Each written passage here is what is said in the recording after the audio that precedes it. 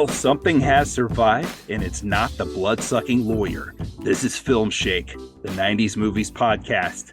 I'm your host, Nick, and not with me tonight, except in spirit, is Jordan. He will be back with us for the next episode, which is his pick, which I am really excited about. But right now, I am joined by the wonderful Chaz from the Cinema Medicine podcast, and also a patron and longtime supporter of our show. How you doing, Chaz? I am doing fantastic. Hello, listeners. I'm the new Jordan. The new Jordan. It's perfect. It's like a genetic experiment that resulted in the ultimate podcast guest. Yeah, I'm Jordan just with amphibian DNA. That's right. Which means you can also breed. From the 4 little mini Jordans in his household, I know that he can as well. So, Chaz, we're here talking about a big movie for both of us. But first, we got to talk about the Punishment movie, man. It was 1992's The Lost World. So this was your choice as a punishment film. This movie, I think I only watched it as background noise back in the day. This is directed by Timothy Bond. This was starring John Rhys Davies and Eric McCormack, who you might know from Will and Grace, not from Jungle Adventures, unless you watched this before that. Chaz, how did you first come upon this movie? So this was during that time in the 90s where cable did this awesome thing where they would have movie marathons just in the middle of the day, and dinosaurs were hot, man. Dinosaurs were hot for movie marathons. You'd have like The Land That Time Forgot and 1 Million Years BC, When Dinosaurs Ruled the Earth. You'd have this and every other weird version of the Lost World adaptation they've done. So this was one of the staples, which as a child I remember, oh yeah, that's the cool one with the sequel. That's right. That came out the same year. Yeah, that's crazy. Might tell you something about the production budget on this movie. They could just spit one out right after this one. In the same year. That's insane.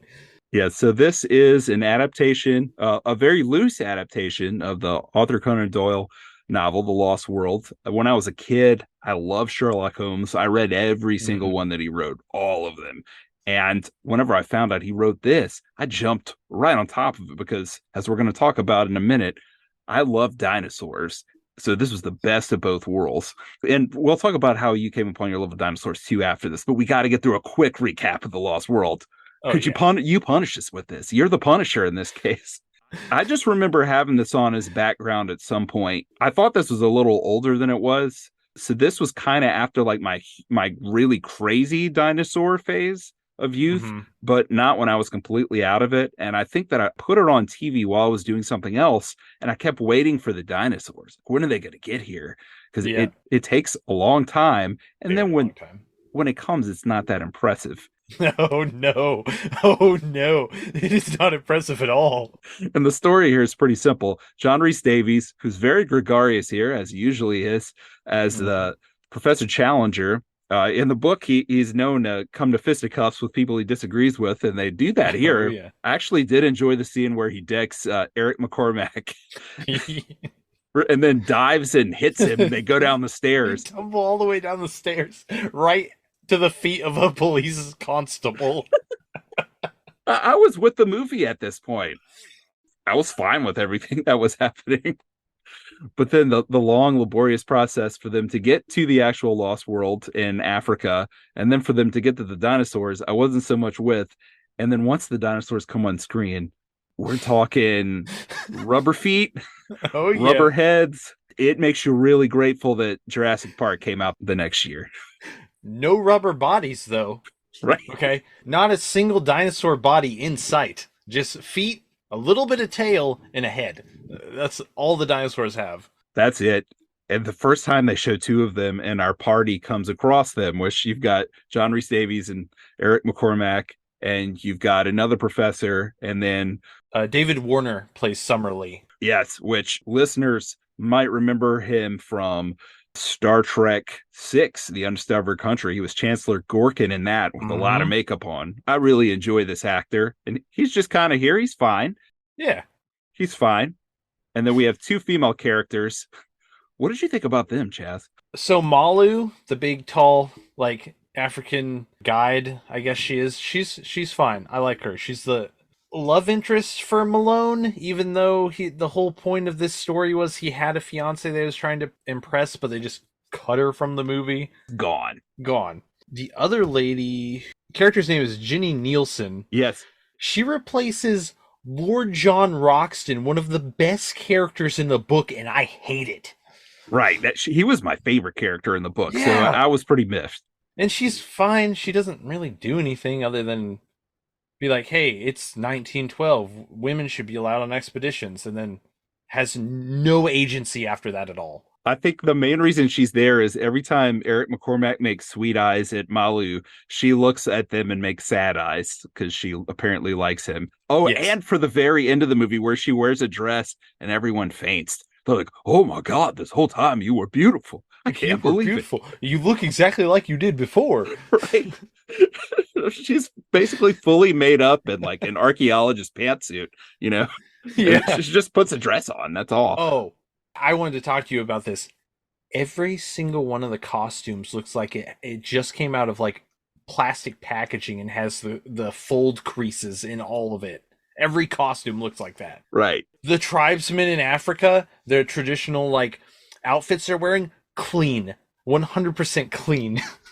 Right. Like they just made them for the movie, like at the same time. Like they had some kind of tribal clothing manufacturing ceremony that we didn't see. And they're all wearing their new threads from that. The down and out Portuguese guy, his suit is like cream colored. It's perfectly clean. It's all disheveled, you know, but that guy was one of my favorite dumb caricature characters because he's basically just there to be like, oh, John Rhys Davies, I hate you. I hate you, John Rhys Davies. I'm gonna kill you. I betray you at the end of the film. When they brought that back at the end, I was actually kind of happy because he was so entertaining. I was like, oh, yeah. Yeah, this guy. I forgot about him. He says, he's like, oh, I bet you forgot about me, John Rhys Davies. Now I will get you. But he doesn't. Let's go. That's right. It's me, a Portuguese guy from the Lost World. The weird thing about that, too, is that essentially his character betrayed them in the novel, like, way earlier on, like when they first got on the plateau. Yes. And also, this is taking place in Africa, not in South America like the novel. To be honest with you, I remember that being the number one thing that bothered me. It's like just a really, really like it's got to be exactly like the book person. That drove me crazier than anything, even more than like the character drops and the character merges was the location change. Because it's a big deal. Even though somehow they shot all of this in Zimbabwe. That's like the one big budget thing they did was they really went to Africa. At least they say they did. And they said they shot it all on location there. All right, let's talk about the on location thing because a lot of the wide shots, yes, that is definitely Africa. A lot of the close-up scenes are a horribly decorated soundstage. It's like, oh, wow, that's a fake plant. That's a fake rock. That's another fake plant. Oh, those are fake dinosaurs. But, you know. Right. Well, I guess to defend you and Jordan, I've famously disliked the movie Congo, which everyone apparently loves. I had no idea. I thought this was like a universally loathed movie. Then I'd start a podcast, and lo and behold, everyone loves Congo. Everyone loves it. That's because Congo's the best bad movie ever made. Right. It's for some reason the plants look equally bad there, but it doesn't matter. But it matters here. I think with Congo, like, some is on location, some is soundstage, but when it's on a soundstage, the rest of the production looks good. And this film, no, it does not. Nothing looks good in this film except for John Rhys Davies' beard. Like, how dare you, John Rhys Davies' beard? Come down with the rest of us. His beard is magnificent. It's very nice. Also, we were talking about the character of Ginny. I don't remember where I was looking. Maybe it was on IMDb where they make a big deal that this is the actress Tamara Gorski's film debut. Like, that's like a big deal. Like, This is a big star. You know what? I went and looked at her IMDb. Okay, she's not a big star. She's in a lot of stuff that I've seen because I guess she's Canadian and was in the area where they filmed a lot of syndicated shows that I liked back in the day because she was in... Did you watch Earth Final Conflict? Did you watch that? I don't think so. Okay, I still haven't met anyone else who's watched it. It was this show by Gene Roddenberry. It was kind of like this last idea that he had before death. and it was an okay show. It was a weird show. It had a great theme Mm. song. So she was in that. She was Morgan in Hercules. Okay. And then she was in an Angel episode where she had a key role, though it was kind of a weird character she played. So she did a lot of stuff like that. So I guess if you're just really into like syndicated shows that were filmed mostly in Canada, then she would look really familiar. And you'd be like, oh, Tamara Gorski. That's Wow. her. She's from The Lost World 1992, the American Canadian production. Right. But there's one thing too that I couldn't figure out. How did this premiere? Did this premiere on Canadian TV? I couldn't find it. Do you know? I guess it was a TV film. It was not theatrically released as far as I could find. The Wikipedia for this is like one paragraph and it has an icon on the side that says, hey, this is wrong. It needs work. Then I went to the Arthur Conan Doyle website and went to the movies and looked up this adaptation, and it has a bunch of inaccuracies in the stuff that it's talking about. I'm like, okay, it's just a mystery movie, I guess. It's crazy that so many things are lost to the world. No pun intended. We'll never know. Just like the original Lost World 1925. That's right. Even the most complete version that only, I don't know, 85% complete, like there's still footage that's missing from the original adaptation of it. Man, that kind of stuff always bums me out because I don't know if you're a Doctor Who fan or all, but I really like the second Doctor. But Oh, don't start. You're going to make me uh, cry, man. like most of the world will never see the majority of his episodes because the BBC chucked them all. Yeah, and guess who my favorite Doctor is? Patrick Troughton. Of course, that's the Oh, one that I like the sucks. most. That sucks. Of the original seven, I'm a bit of a contrarianist in that Sylvester McCoy, once he gets Ace, is my favorite Doctor. But I think Troughton was tied for second with Tom Baker for me. So Nice. it bumps me out a lot, man. It's lost. Just like people thought dinosaurs were lost. But then, in 1993, Steven Spielberg said no. Welcome to Jurassic Park.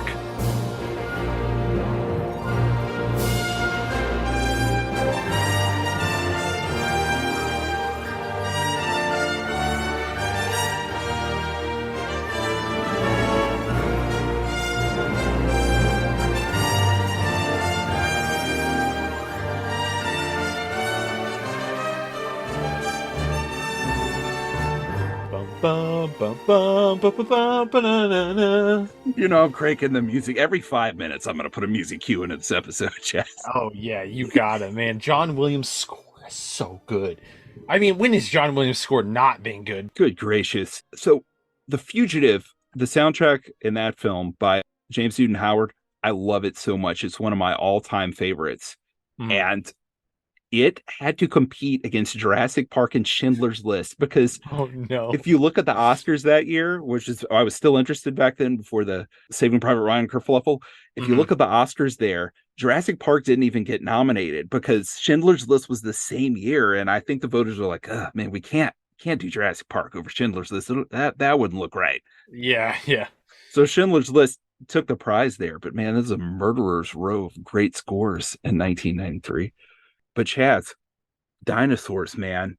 How'd you get into these things? I used to be obsessed with dinosaurs when I was a kid. I feel like some guys were just dinosaur kids. Was that the case with you? Oh, yeah. So I have a hard time recollecting a lot of my younger childhood memories, but there's some specific ones that I can recount. When I was like probably two or three, I was into like fire trucks and John Deere tractors. That's about all I remember. Then I got, 4 or 5 dinosaurs. It was dinosaurs. Everything had to be dinosaurs. I mean, I had a dinosaur birthday cake with them weird little, like, they still make them and put them on cakes. It's like it looks like a theropod, like a T-Rex, but it's got Stegosaurus spikes down in the back of it and a big open mouth. I distinctly remember that. Yeah, man, everything, like Land Before Time, any of the old dinosaur movies, like those marathons I was talking about, I'd watch. I got really big into reading really early on. I was part of this like Scooby-Doo mystery novel book club thing. I started reading those constantly, and it ramped up to the point where at 8 years old, I read now a self-abridged version, but I read Michael Crichton's Jurassic Park when I was 8 years old. So, Oh, wow. Yeah, man. That book was probably one of, but not the first books for adults that I read where it was not really written for children. I didn't even know there was an abridged version.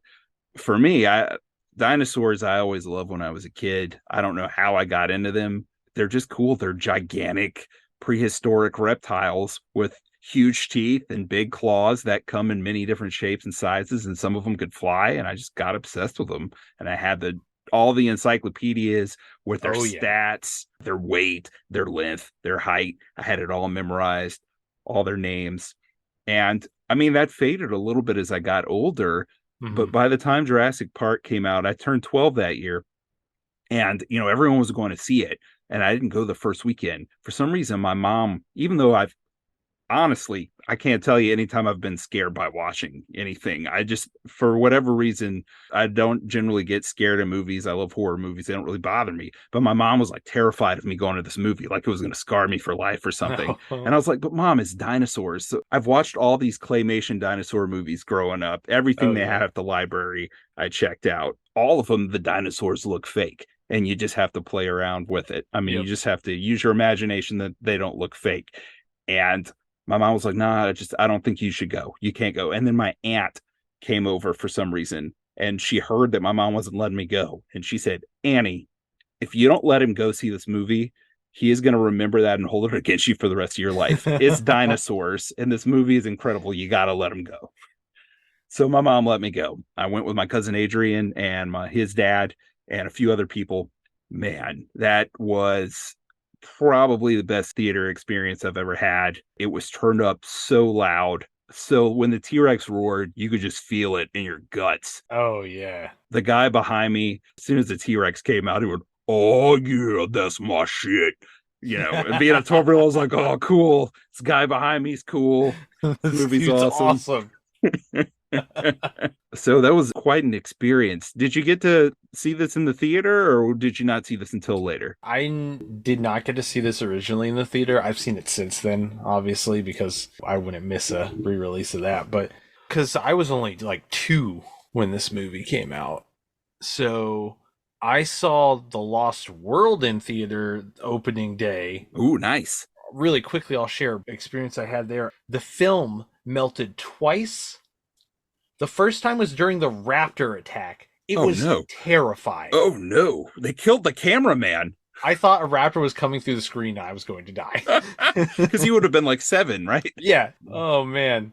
Yeah. So I didn't see this. I must have had it on VHS, unless I saw it like later on. I don't know, but I had seen Jurassic Park before I went and saw The Lost World when it came out. You knew what you were getting into as Hmm. far as the chronology.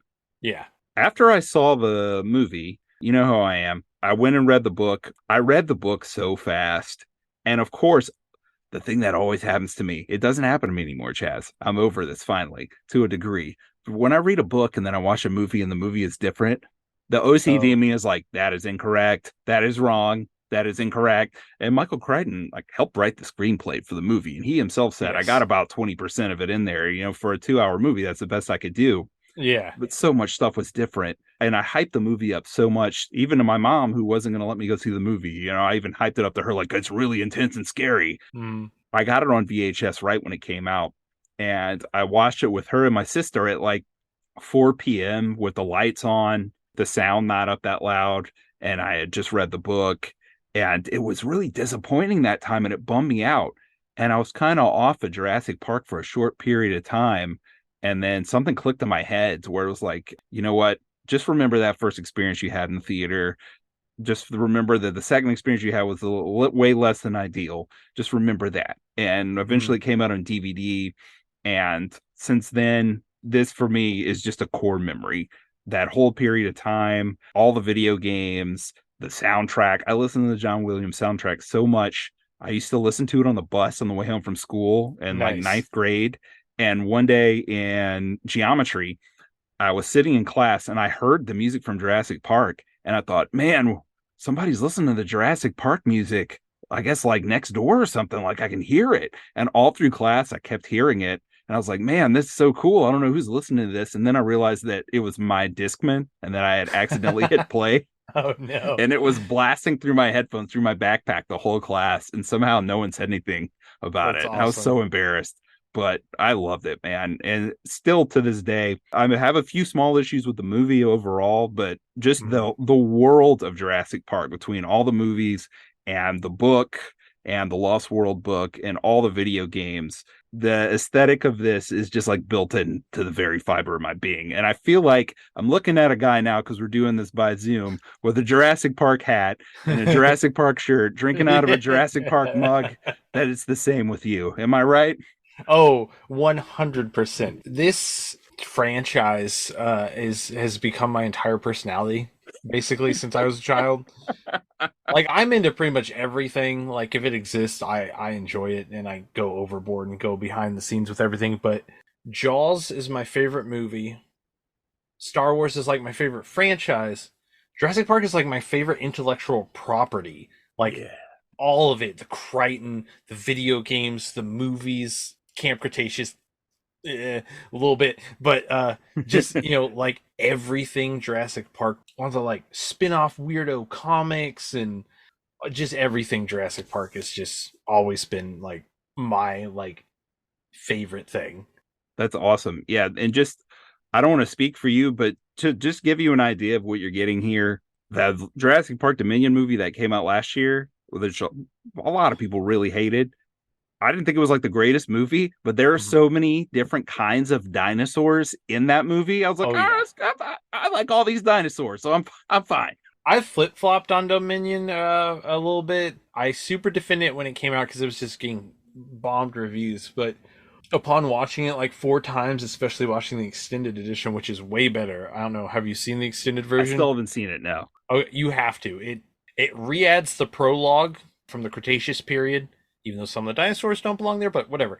Uh, and it smooths out all of those like really jarring editing issues from the first act. Like how it just kept kind of just like jumping in between characters and like not finishing scenes. It violently jumped from one scene to the next. The extended edition finishes that. I like it. I like a lot of the stuff in it. The ending I do not like at all because it went from five movies saying, "Hey, if this genetic power is unleashed, also the Crichton books, and these dinosaurs got into the mainland, it's going to ruin the world." Right. And then at the end of this movie, they go, never mind, it's okay. Now they live in harmony. That is the main thing that bugs me about Dominion. That's true. And that's why I haven't watched it since I watched it on Father's Day last year in the movie theater, because I'm scared that's going to happen. I don't like the world movies as much as even the originals. Even Jurassic Park 3, that a lot of people hate, which I'm going to talk about later. I have a soft Mhm. spot for parts of that movie, but I really liked Blue the Raptor, especially in the second Jurassic World movie. I feel like she Mhm. has her own movie within that she's the protagonist of, where she's almost like Bruce Willis in Die Hard, Oh yeah. doing all kinds of badass stuff. And she kind of gets fridged in Dominion. Yeah. Bummed me out because I thought it was going to be like her story this time, because that's really what you want to see in dinosaur movies is the dinosaurs. So that kind of bummed Yeah. me out. It's odd that Rexy, who is the T-Rex from this film that we're talking about, every single Jurassic World movie, she's the hero dinosaur, and I kind of don't like that also. Yeah, they just keep going to the well. Obviously, we don't want to talk about Dominion for a long time in the Mhm. Jurassic Park episode, but see, we just showed you there. I told you that we're biased because we love Jurassic Park and dinosaurs, but we were just both critical. So Yeah. we're also going to be as objective as we possibly can, and that shows we have the capability to do so, Chaz. Oh, don't worry. I have numerous issues with the original Jurassic Park. Okay, good deal. I do too. I do too. Let's dive into it. So this movie was directed by Steven Spielberg. We're jumping straight from Saving Private Ryan to this. So I've just kind of been bathing in Spielberg the last couple months and listening Nice. to so much John Williams. This is based on Crichton's novel, which I was a little worried. I couldn't remember what year it came out, but it is from 1990. So it's a 90s novel, which is great. Hmm. We've talked about the book. And this movie stars Sam Neill, or Sir Sam Neill, I should say. Oh He's been yeah. knighted. Laura Dern, Jeff Goldblum, and do you say Richard Attenborough or Richard Attenborough?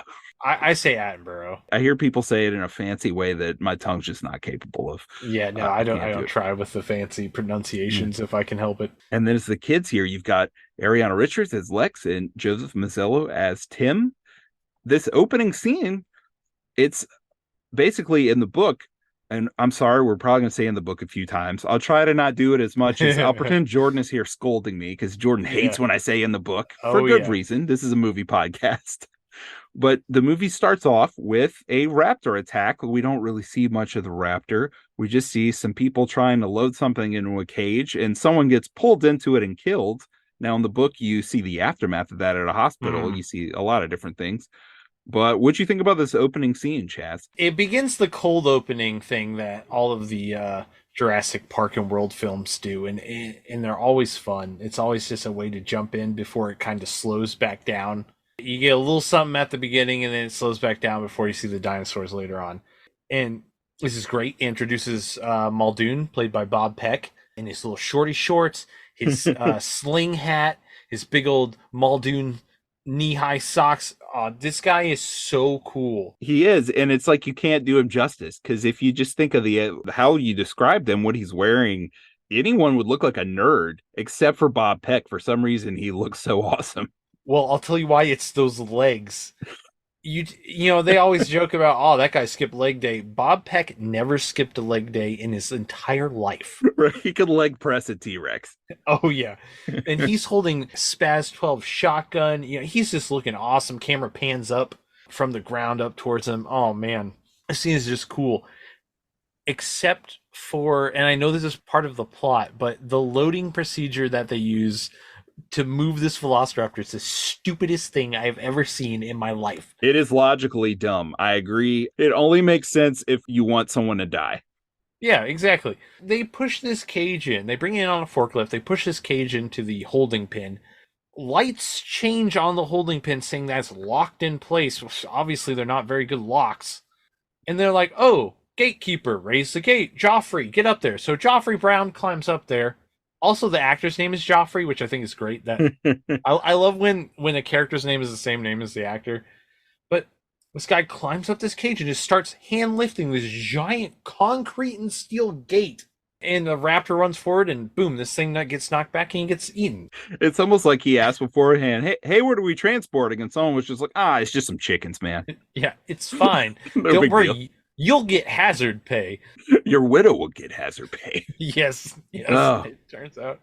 I remember reading at the time that Spielberg saved some money with this opening scene because you really don't see a lot of the monster. And if you really think about what happens, it's just like a lot of practical. Someone is getting grabbed and pulled by something that's not seen, and other people are trying to pull him. But really, it's the same tactic that he used in Jaws, which I think I might love as much as you. That is one of my favorite all-time movies. I love it so much. It's not quite my favorite movie, but I think it could be in my top 10 for sure, maybe even in my top 5. Well, it's in your top 5 70s movies, so it is. God, it's so good. It's fantastic. It works here, I think, just as well as Jaws, where it's like, what just happened? And then the scene's over, and you're kind of just left with that menace. And like you said, you go on to other things. The transition of him going, shoot her, the gunfire, and it fades out to Gennaro on that little floating dock is such a good transition. It's like just fantastic filmmaking.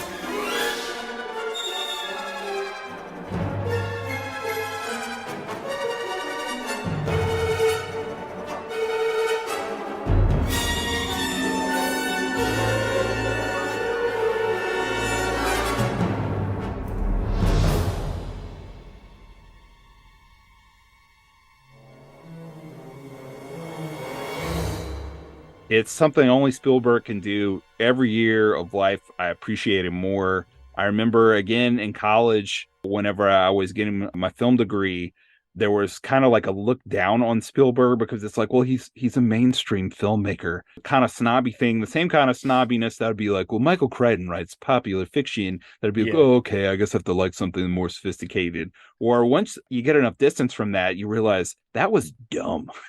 Steven Spielberg is probably the greatest filmmaker who ever lived.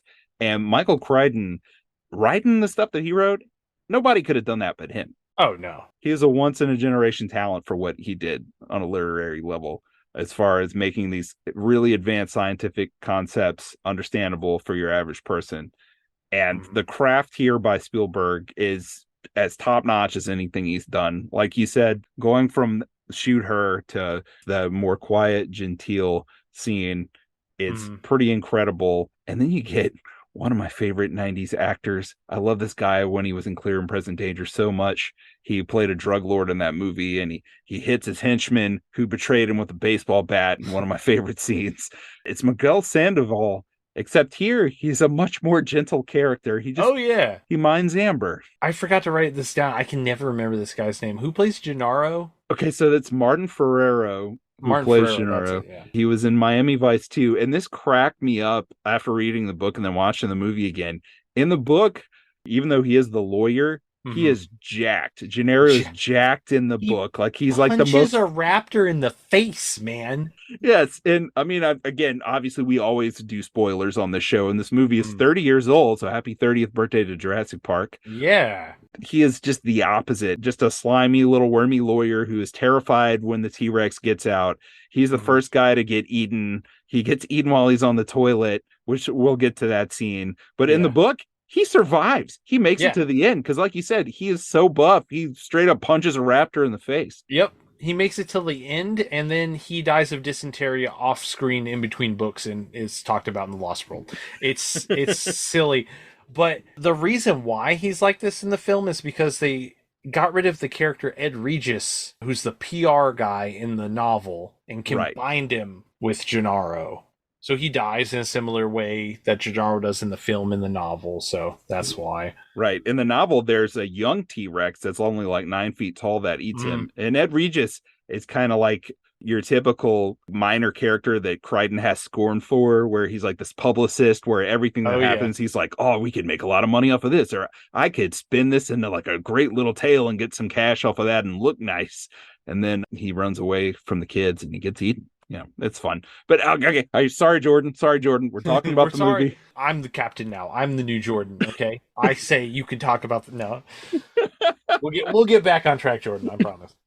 So we get to the introduction for Dr. Grant, who is played by Sam Neill, an actor who, as a kid, I had never heard of. Almost everyone for me as a kid was new, or as a preteen. I guess I was a tween when I watched this.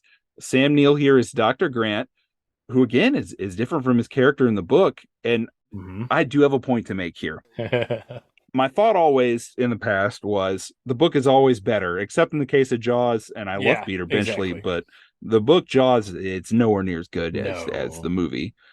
But something that I've learned over time, I love the book for Jurassic Park, but I Mm-hmm. can recognize now, and okay, Jordan, I'm trying to send you into shock wherever you're listening to this from.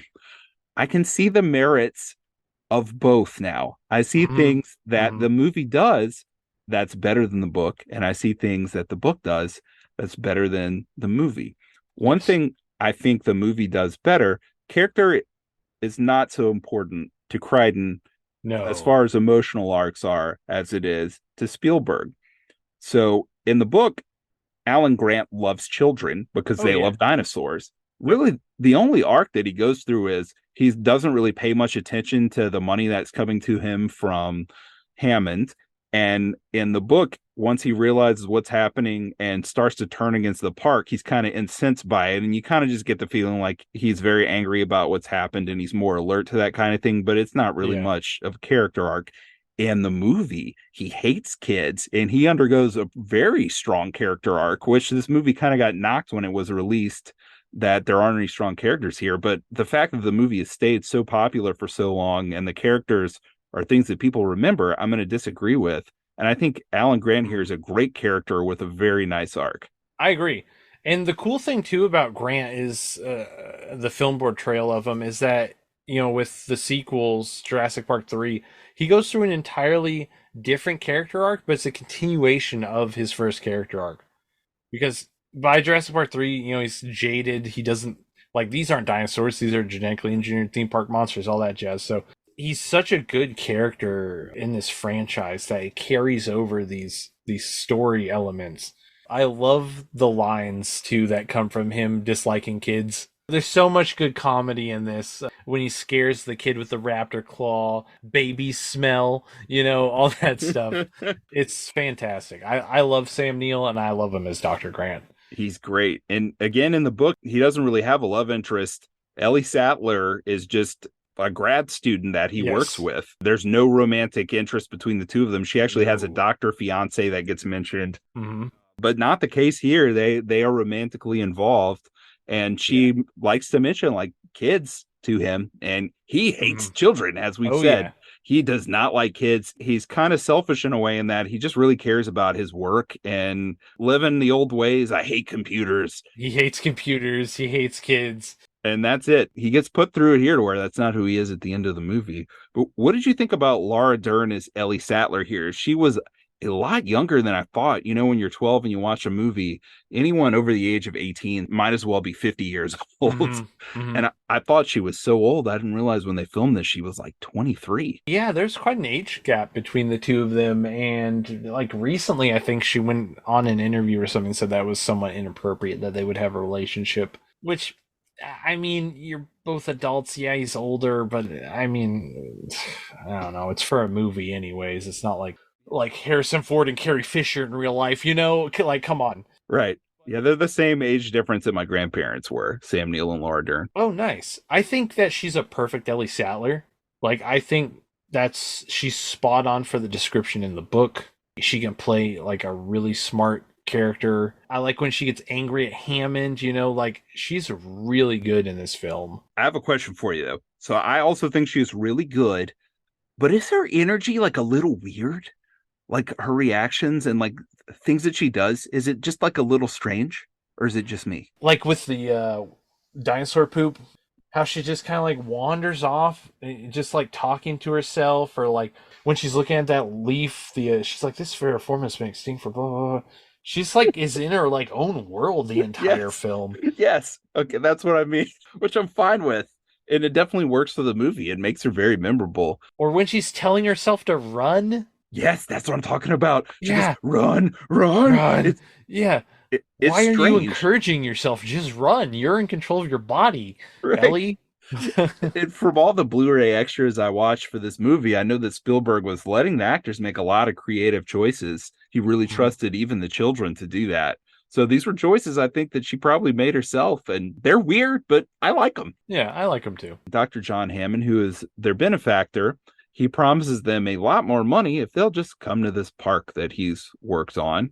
Yes. And from that moment, we zip along to some brilliant John Williams music. We're in a helicopter with Sam Neill and Laura Dern and Richard Attenborough as John Hammond, which is, again, very different from the book. In the book, Hmm. he's kind of this cold, wealthy businessman. In the movie, he's inviting his grandkids to the island because their parents are getting a divorce, and he thinks Yeah. that it'll be a fun experience for them to have because he really does love them. In the book, you get the sense that he just brought them there to kind of blunt the judgment of Yeah. the lawyer there so that the park would get approved. There's a line in the novel where he's like, "Those damn kids." He's very cynical in the novel, but in the movie, he's very Walt Disney. Very much, which I think was probably a good change. You do have a villain in Nedry, which we'll get to in a minute, but Hmm. with all the dinosaurs and everything, you didn't really need him to act as villainous as he does in the book, where he's basically just totally callous toward other people's deaths. He just wants the island to open so he can make money, and he dies in the book, Yeah. which I think would be a shock to a lot of people who haven't read it. John Hammond dies, but he gets eaten by compies, and he really has it coming in the book. But here he's just like a jolly old Santa Claus. Didn't Richard Attenborough play Santa Claus in a remake of Miracle on 34th Street? I think so. He's like dinosaur Santa Claus here, man. Yeah. I think Spielberg really thought, despite the fact that there are some scary moments in this movie, kids love dinosaurs and they're going to be coming to this. So why don't I just make this character kind of this generous, very kindly old Hmm. man that kids will feel safe with? And I think that he works perfectly. Yeah, Spielberg made that change. It's funny because it kind of parallels with Crichton too, because Crichton's original transcript for the novel, when he sent it to the publishers, they were like, "No way," and he had to add the children and make it more relating to the children's journey through Jurassic Park. So Spielberg kind of did the same thing, where Jaws is essentially a creature feature horror movie about adults getting eaten. The only child in that gets eaten or traumatized. I Yeah. so yeah, he definitely Attenborough is a much happier, jolly kind of guy. He loves his grandkids. He just wants everyone to experience the wonder of this park. Right. It's not about making a ton of money for him. It's more about Mm. he has the great scene with Laura Dern that you alluded to earlier, where he's really just wants to bring something real in the world. He had his fake flea circus back in the day. Oh He wants yeah. to do something real that will bring people joy. Unfortunately, isn't what happens. No, unfortunately not. So we have one more person here that we haven't mentioned. Ha ha! The legendary Jeff Goldblum as the legendary Dr. Ian Malcolm. Obviously, Goldblum had done a lot before then, especially The Fly. I think he was very well Oh known yeah. for that. But if someone hadn't heard of him by this point, they had definitely heard of him after this because he leaves quite an impression as the chaos mathematician, Dr. Ian Malcolm, who dresses all in black. Let me All in just tell black. you, Chaz, I started dressing all in black after that. I thought he was so cool. Oh, you were a Malcolm guy, huh? I was, yes. At least whenever I was a preteen.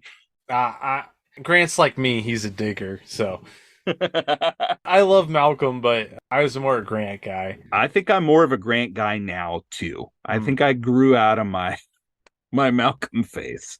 I think also I might be jaded just because Malcolm is the loudspeaker for Crichton to spout whatever he wants to talk about in the novels.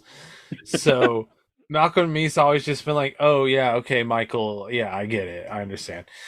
You know, it's funny, and it'll feed into something that Jordan commanded that I do later in the episode. He is totally that, but the older I get, so I've reread this book. You've read it way more than me. I think what would you say, like around 50 times? Yeah, close to 50. Yeah. I think I'm around 5. And the older I get, the more I just enjoy his monologues near the end of the book, where it's just page after page of him Oh yeah. monologuing, just page after page, which I found really boring whenever I was reading it when I was 12. Mm. But I really enjoyed it now. And I have something to say about what did actually make it to the movie, because some of that made it into the movie, It not all did. of it. Shockingly, rereading it and watching the movie. Well, I mean, I watch the movie all the time. I just rewatched through the whole franchise recently, but I noticed a lot of lines almost verbatim sometimes made it into the film. Yes, there are some that are verbatim, which I'm Mm. I'm going to get to later when I have my own monologue that Jordan has commanded I give. Nice. But we get to the island, and then we get the scene that it's really the reason that I feel like this movie blew up like it did and blew up so quickly and made so much money, because it was the highest grossing movie of all time until Titanic came along and took that title from it. But we're riding along in the Jeep. Everyone has landed on the island. We still have jaunty John Williams music playing, Mm-hmm. and the music changes. The Jeeps stop.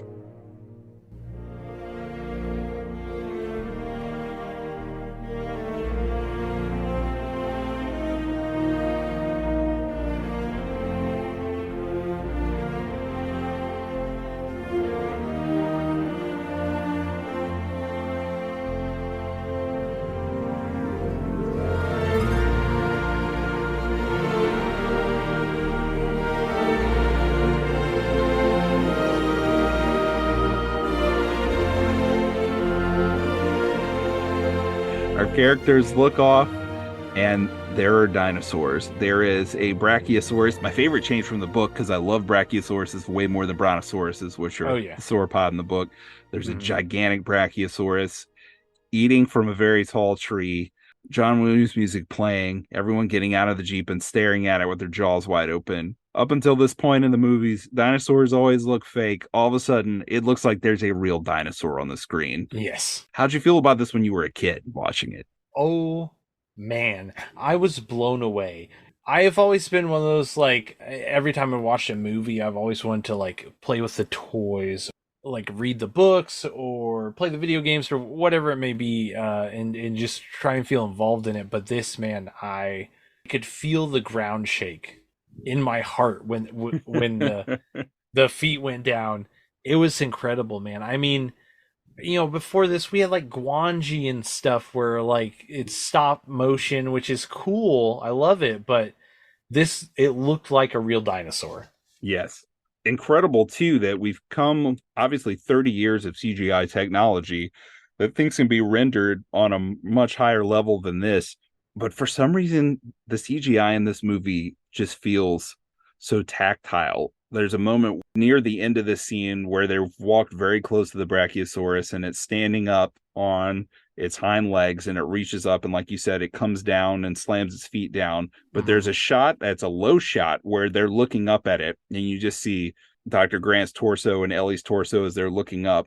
Mm-hmm. And the Brachiosaurus is in the top left part of the frame, and you can see the patterns on its skin, and it just Yes. feels like you can reach out and touch it. It looks like it's really there. Yeah.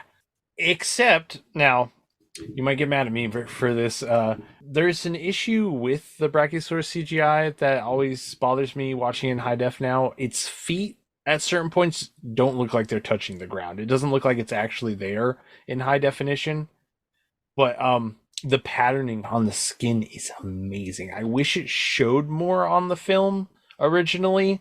Like you watch in high def, you can see the patterning a lot more, but everything kind of was a mottled brown when you watched it back in the day. But yeah, man, oh, I love the skin texture on the dinosaurs in this movie. It looks so good. It looks great. And then you get the long shot, the very famous long shot, where you have two brachiosauruses in the water Mm-hmm. walking, and then is it Hadrosaurus at the bank? Parasaurolophus. Yes. Give us a description, Chaz, because I feel like you could do a better job than me of what their heads look like. Oh, well, I can actually, I'll let Roland Timbo from The Lost World give you a description.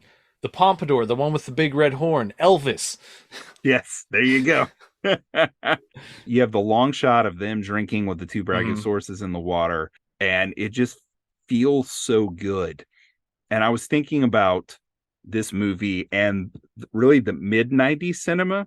I think with early 90s stuff, especially since Jordan and I have been doing the show and I've been looking at things more year by year, the early 90s are a lot more gritty in a way that obviously they're an extension of the 80s. They Mm-hmm. feel a lot more urban, they feel a lot darker.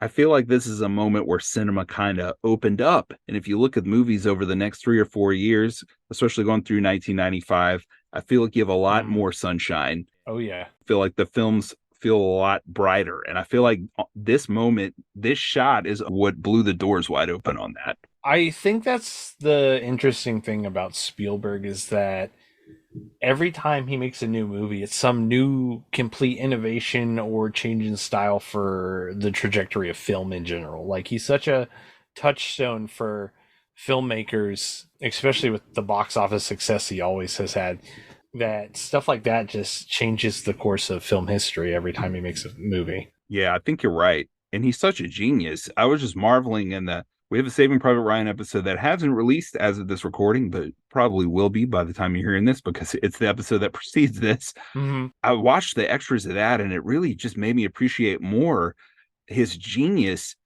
because any extra where you watch him on set, he's like a musical conductor. He's telling 100 different people 100 different things. 100 different people are telling him things. He's remembering all of it and redirecting people, and he's having fun and he's being Yeah. nice to everyone around him. And the kids around him are looking at him with awe. And afterwards, saying, like, he made me feel like I was a part of the creative process, which is insane. Mm-hmm. The guy is amazing, man. He's incredible. I feel like every year I appreciate him more to where if someone said you can only watch one filmmaker's over, I can't say that word right. I can't pronounce words like that. I don't know why I try, but it would be his. And I don't think I'd ever get bored of it. I don't think so either. I mean, he has such a outstanding selection of films from like every genre. I mean, I'd probably pick him too. From Duel all the way to what the Fablemans was his last one. That filmography is incredible. No one else has a filmography like that. It's nuts. Jordan and I were talking. There was a stretch there in the 2010s where I really was starting to get disappointed. Like, God, I don't think he has it anymore. I think it's gone. Mm-hmm. And then, have you seen The Fablemans? I haven't seen that yet. I keep meaning to, but my list of films I need to see is incredibly long. I'll just tell you, that movie blew Jordan and I away. That just blew us away. We both loved it. It just feels like vintage Spielberg. And it feels like it decodes all the rest of his movies because it's basically a biographical film about his parents' divorce. And I feel like after watching that and going back and watching other movies, it's like a codex for everything to the point where even like Temple of Doom, which I have a huge soft spot for, I've got to be in like the top 1% of Temple of Doom fans who are currently living. but the family unit that gets made in that, you can almost see him like, you know what, my parents divorced, but Indy and Kate Capshaw, they're going to get together, and Short Round is going to be with them, and they're going to be a family unit because I'm the director and I can make that happen. Mm-hmm. I feel like you can see that even in this, even in the family unit that gets made here. I can see that even stronger after watching The Fablemans. And to have a family unit, you have to have kids. They go to the visitor center and we get introduced to the grandkids, Lex and Tim. Lex is played by Ariana Richards, who is kind of like the tween dream of the mid 90s. Obviously, I had a huge crush on her. Mm-hmm. And she was in Tremors before this. Tremors, yeah. And then she was Melissa Lefevre in Angus, a movie I don't know if you've seen, but I've heard of it. probably my favorite 90s teen comedy. It's great. She is really good in it. Mm-hmm. She's in high school by that point. It's about this kid that's always getting picked on because of his weight. And he ends up being the king of the dance at the end as like a joke. But then she ends up liking him because of how awesome he is and how authentic he is. And then you find out that she is like having problems with like anorexia, and she actually is having all these issues too. And they bond. One of the last major things that she did, not that that movie was like a big hit or anything. Yeah. I always liked her back then because I guess we're the same age. Mm-hmm. And then you have Tim, played by Joseph Mazzello. And again, this is a change from the book. In the book, Lex is just a really irritating young girl. Her whole purpose in the book is to say, I'm hungry, while people are getting eaten by dinosaurs like 5 feet away. She's like, I'm hungry. Yep, I'm hungry. I like baseball. Tim is the one who's the computer guy. He's the dinosaur expert. He's taking care of her. She's always scared. He's the one who's like, nah, Lex, you gotta shut up, like, and do what I say, kind of deal. Right. And then he's looking at Dr. Sattler's legs, and he's like, Yes, everyone apparently, besides Dr. Grant, is. Crichton makes sure to mention that constantly. Right. The first thing Malcolm says to Dr. Sattler is, "Oh, Dr. Sattler, I could look at your legs all day long." That's correct. That is what happens. That is what happens. I feel like the fact that she's in shorts this whole movie, that Laura Dern is a node to that, where Crichton made that like, look, we can change anything you want. She's wearing shorts this whole movie. We're not changing that. He specifies that she's in shorts the whole novel too. So that's right. But back to the kids. So they flip them around here to where I find them both equally likable. Now, the Lex character, now she is good at computers and she's the older one. And Tim still likes dinosaurs like he did in the book. They're both about equally as capable. Spielberg movies, a lot of times, and other directors, they can't handle kids right. They can't get the performances out of them. The kids might be irritating.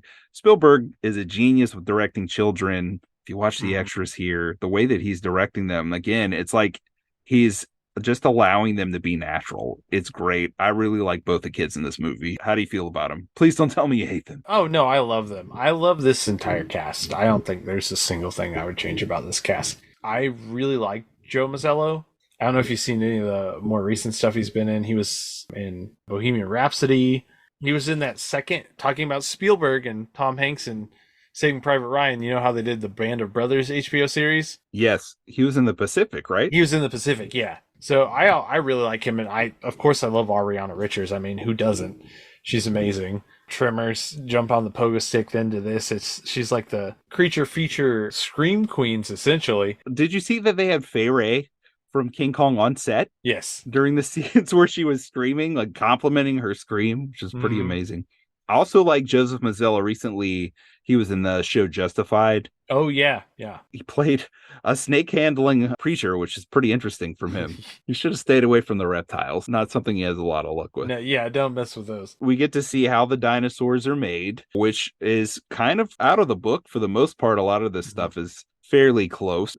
I don't want to skip the animated scene, and I was about to. There's a little animation. There's a cartoon smack dab in the middle of this movie that everybody remembers with Mr. DNA. Mr. DNA. That explains to you that the dinosaur DNA is coming from mosquitoes that have been trapped in amber, which unfortunately in real life, the DNA degrades inside insects. But hey, you know what? In the movie, in the book, I'll buy it. Let's do it. It's a good concept because, I mean, otherwise, what else?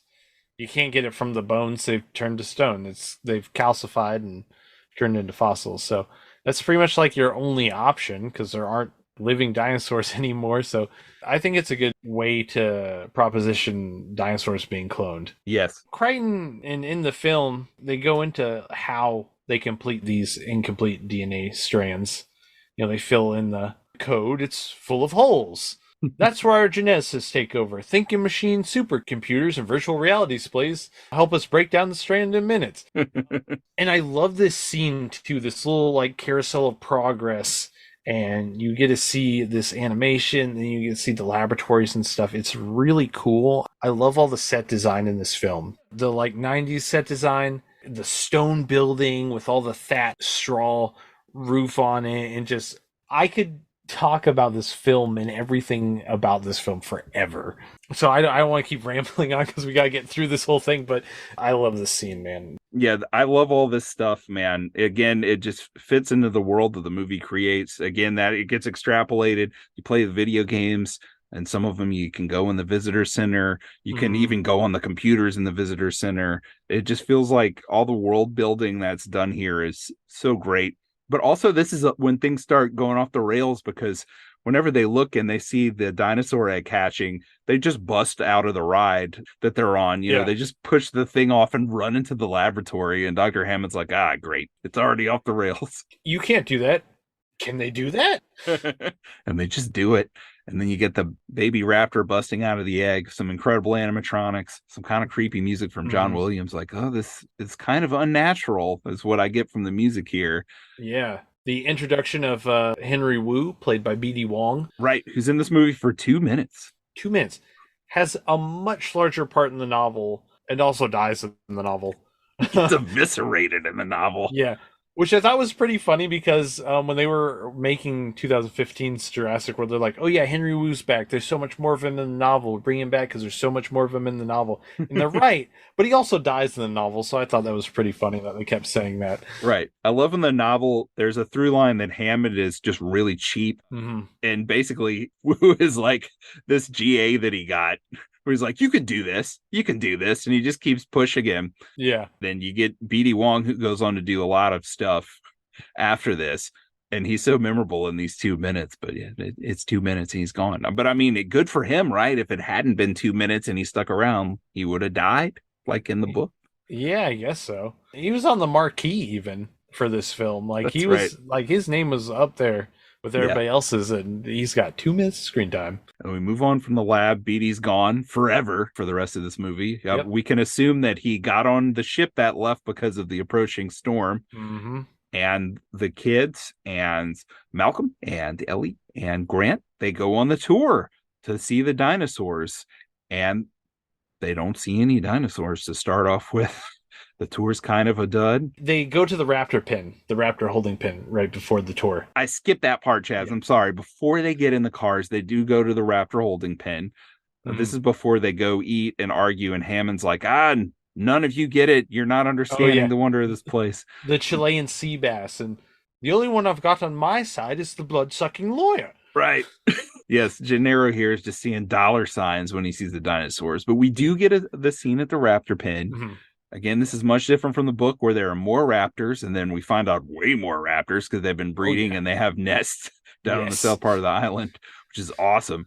But we just have 3 because the boss raptor killed all but 2 of the others. And they're vicious, evil, brilliant creatures that Muldoon hates and wishes he could just kill. And we see a cow get lowered down, and they're really messy, wicked eaters. Oh, yeah. All the foliage is shaking around. We, the audience, don't see anything, but the way the facial expressions on all the actors are, you can tell that they're seeing something. There's an interesting little tidbit here where Muldoon is talking to Grant about how fast they can run and their intelligence and stuff.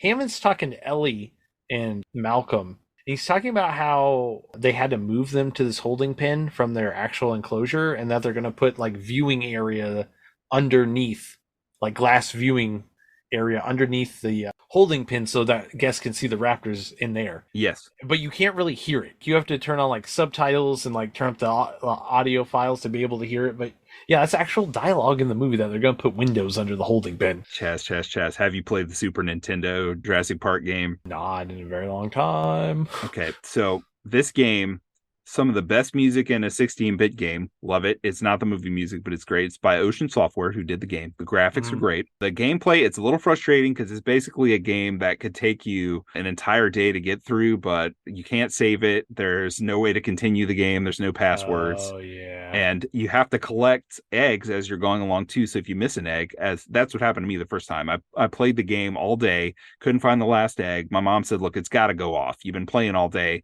And I said, you can take it away from me for a week, just let me finish playing. And I didn't find the egg, and then I got it taken away for a week. Oh no. Eventually I bought the game in college because I had been borrowing it from a friend that time. I bought it in Mhm. college and printed out like an online FAQ, and I beat it. It was so satisfying. All Nice. that to say, Chaz, that game, it's a 16-bit Super Nintendo game, but it has 3D portions when you go into buildings. Mhm. They're full of raptors and dilophosaurs. You can go into the raptor pen. It's a major area that you have to go to get some things. They have the viewing areas, Chaz. They have that he mentioned That's in dialogue. crazy. They're there. That is insane. I think that's because like a lot of these software companies or toy makers and stuff, they always seem to get like early drafts of the script. So like they'll have stuff in it that you're like, oh, that got cut out. But yeah, that was part of it. Like it's really cool. I like that. Yeah, that's gnarly. That maybe that's where they got it from then. I remember playing it and thinking, "Oh, this is so neat. I wish I would have seen this in the movie. This is so cool. What a great idea." And I Hmm. never noticed the dialogue, Chaz, until you just pointed it out. That just makes me love the giant world of Jurassic Park even more. Exactly. Even in Dominion, they were still pulling from the source material. It's an incredible franchise. Yeah, man. JP for life. Yes, agreed.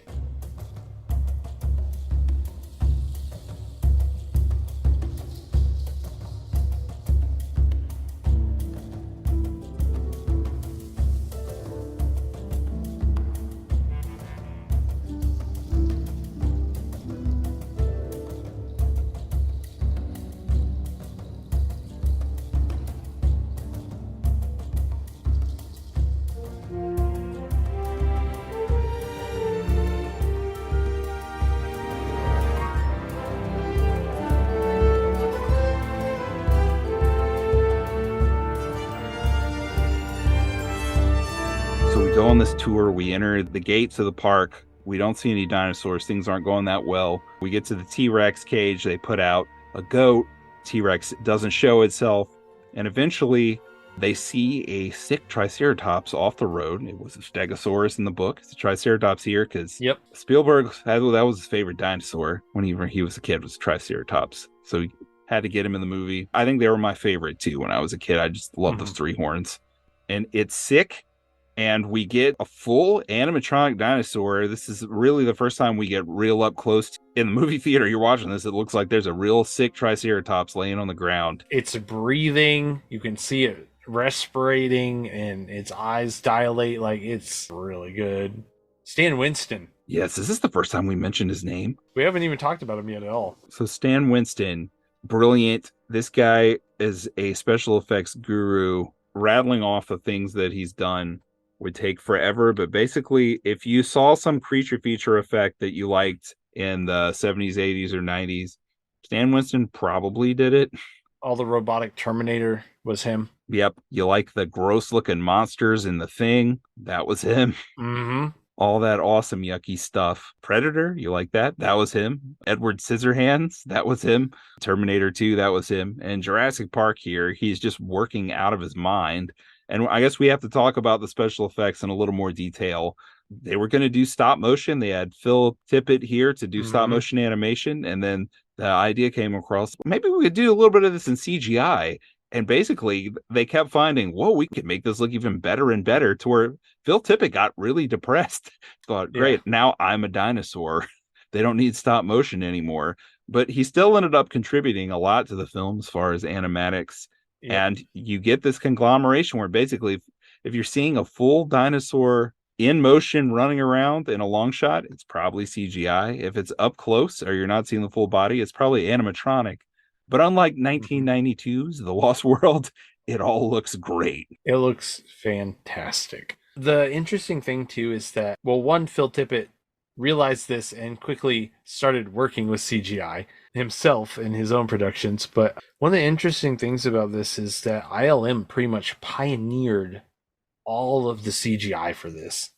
Like, there's been CGI before. The first time it was used was in Michael Crichton's Westworld, Yes. but they did such a good job, especially with the Rex. The Rex CGI and the model don't match up like with the teeth and stuff. There's a little bit of communication error there, but in terms of like the quality and the overall just look of it, it looks real. You think an actual Tyrannosaurus Rex is coming at you as it's running towards the screen is astounding. This is groundbreaking stuff here, and it's a dinosaur. That is so cool. Crazy thing is, it's a 2 hour long movie. You only get 15 minutes of dinosaurs. It doesn't feel that way when you're watching Yeah. it.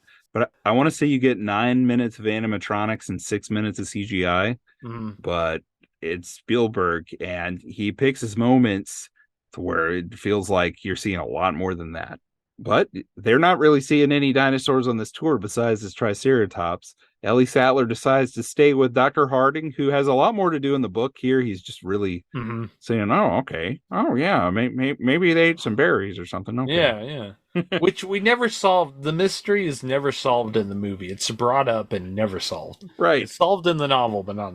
That's right. They just leave it hanging, which I guess is fine, because what we move on to next will make most viewers forget that ever happened. But while Ellie stays with them, Grant and Malcolm are in a car. The kids are in a car with Gennaro. They're driving along by the T-Rex paddock, and then the power goes off. We haven't mentioned Dennis Nedry. He's the computer nerd played by Wayne Knight, famous as Newman in Seinfeld. Newman! In the book, Hammond's a cheapskate, and obviously he's not paying him well. In the movie, Wayne Knight plays this guy even schlubbier and more detestable than he is in the book, to where it's like he has money problems and it's his own fault that he needs money. It's not as much Hammond's fault. So he has made this deal with his rival genetics company, Biosyn, that he's going to bring him these embryos. You get a lot more Biosyn than most other Jurassic Park media. That there's not a lot of them here, other than Dodgson meeting up with him at the beginning and his name getting screamed a lot. We've got Dodgson here. See, nobody cares.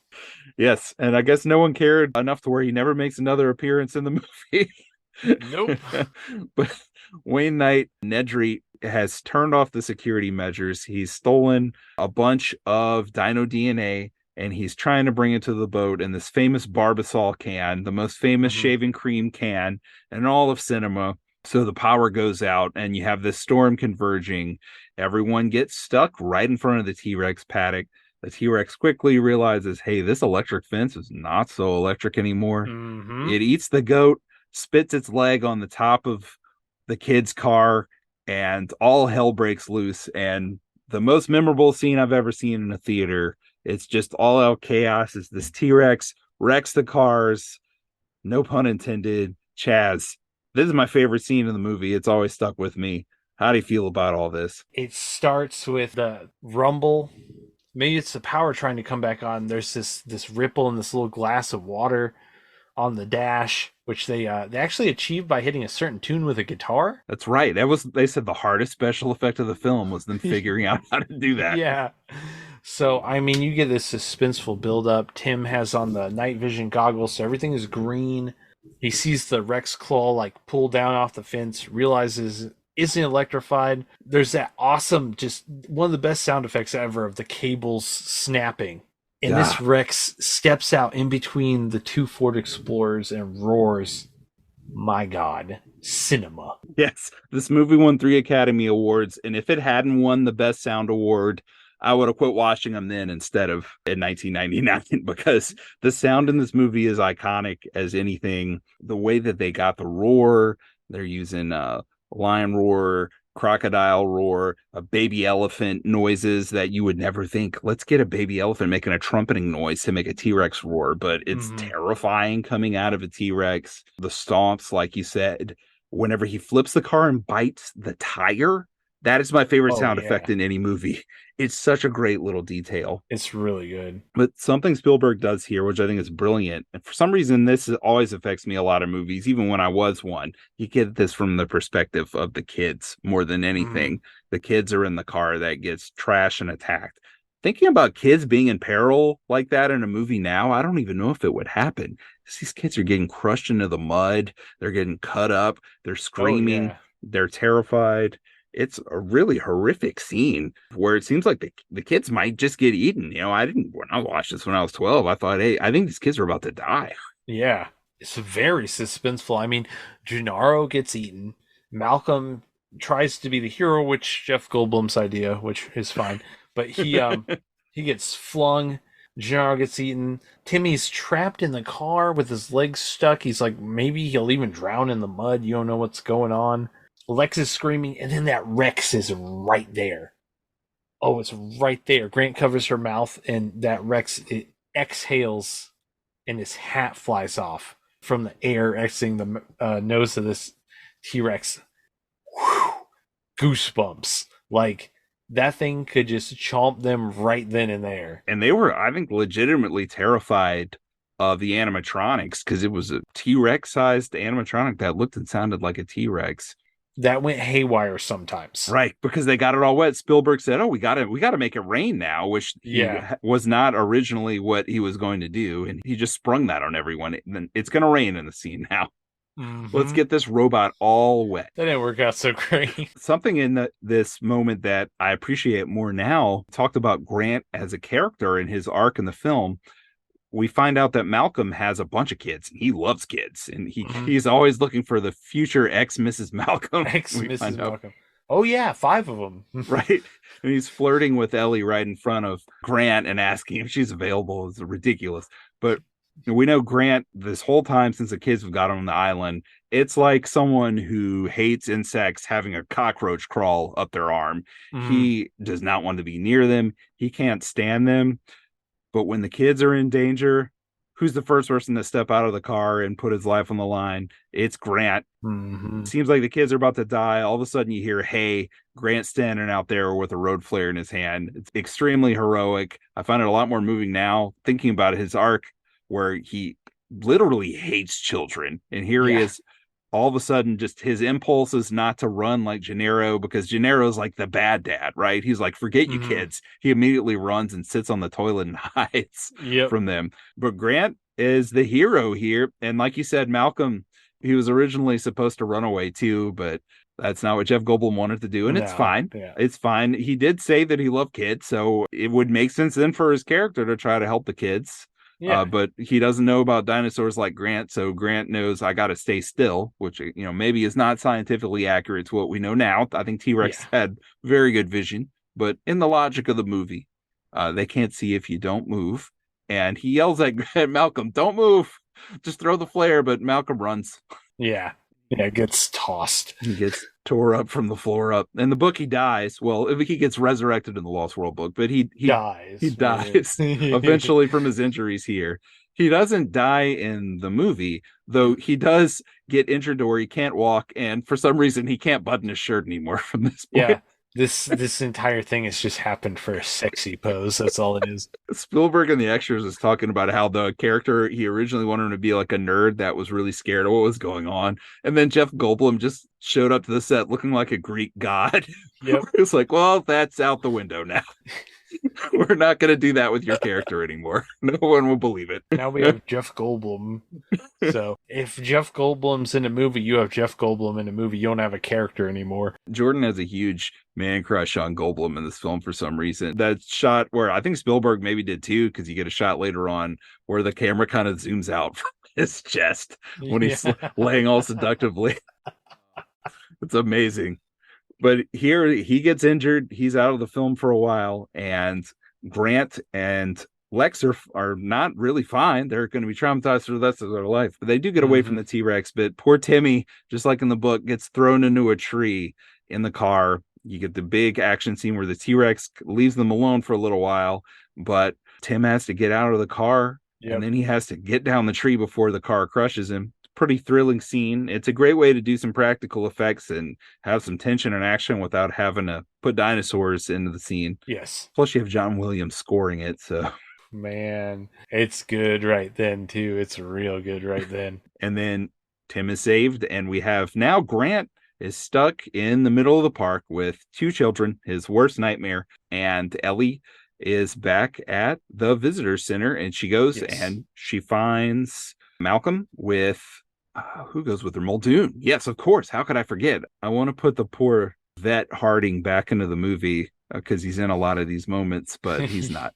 He must have just got on the boat with Wu because he's gone. He just disappears. He's not even there to like sew up Malcolm's leg or anything. The body count is so much higher in the book because people stay on. Yes. So there are all these workers just getting annihilated by velociraptors. There's security guards. There's the ear of someone, just an ear the kids find in the novel. Yeah. But the movie kind of quiets down here, other than one very notable action scene.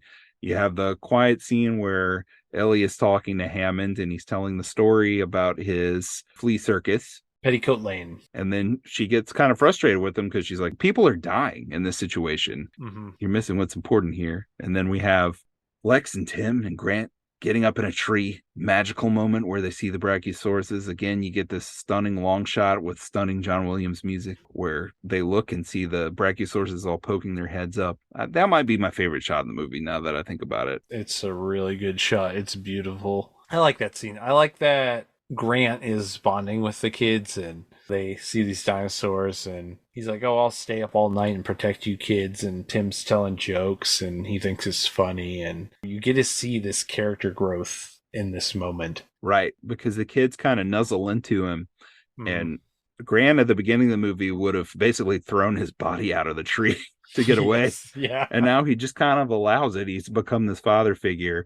And again, with Spielberg and the kind of divorce themes that run through a lot of his movies, these two kids, dad sucks and he's gone. Like their parents are splitting up and they don't even have a dad figure in this moment. Their life is chaos back home and they have Grant here. So pretty cool on Spielberg's part to add that in there where it's definitely not that way in the book as far as the art goes. Yeah. And then we do have this one really notable action scene where Ellie and Muldoon find Malcolm and they see the aftermath of what happened with the T-Rex and they get Malcolm in the car and then the T-Rex comes back. You know what that is? That's an impact tremor.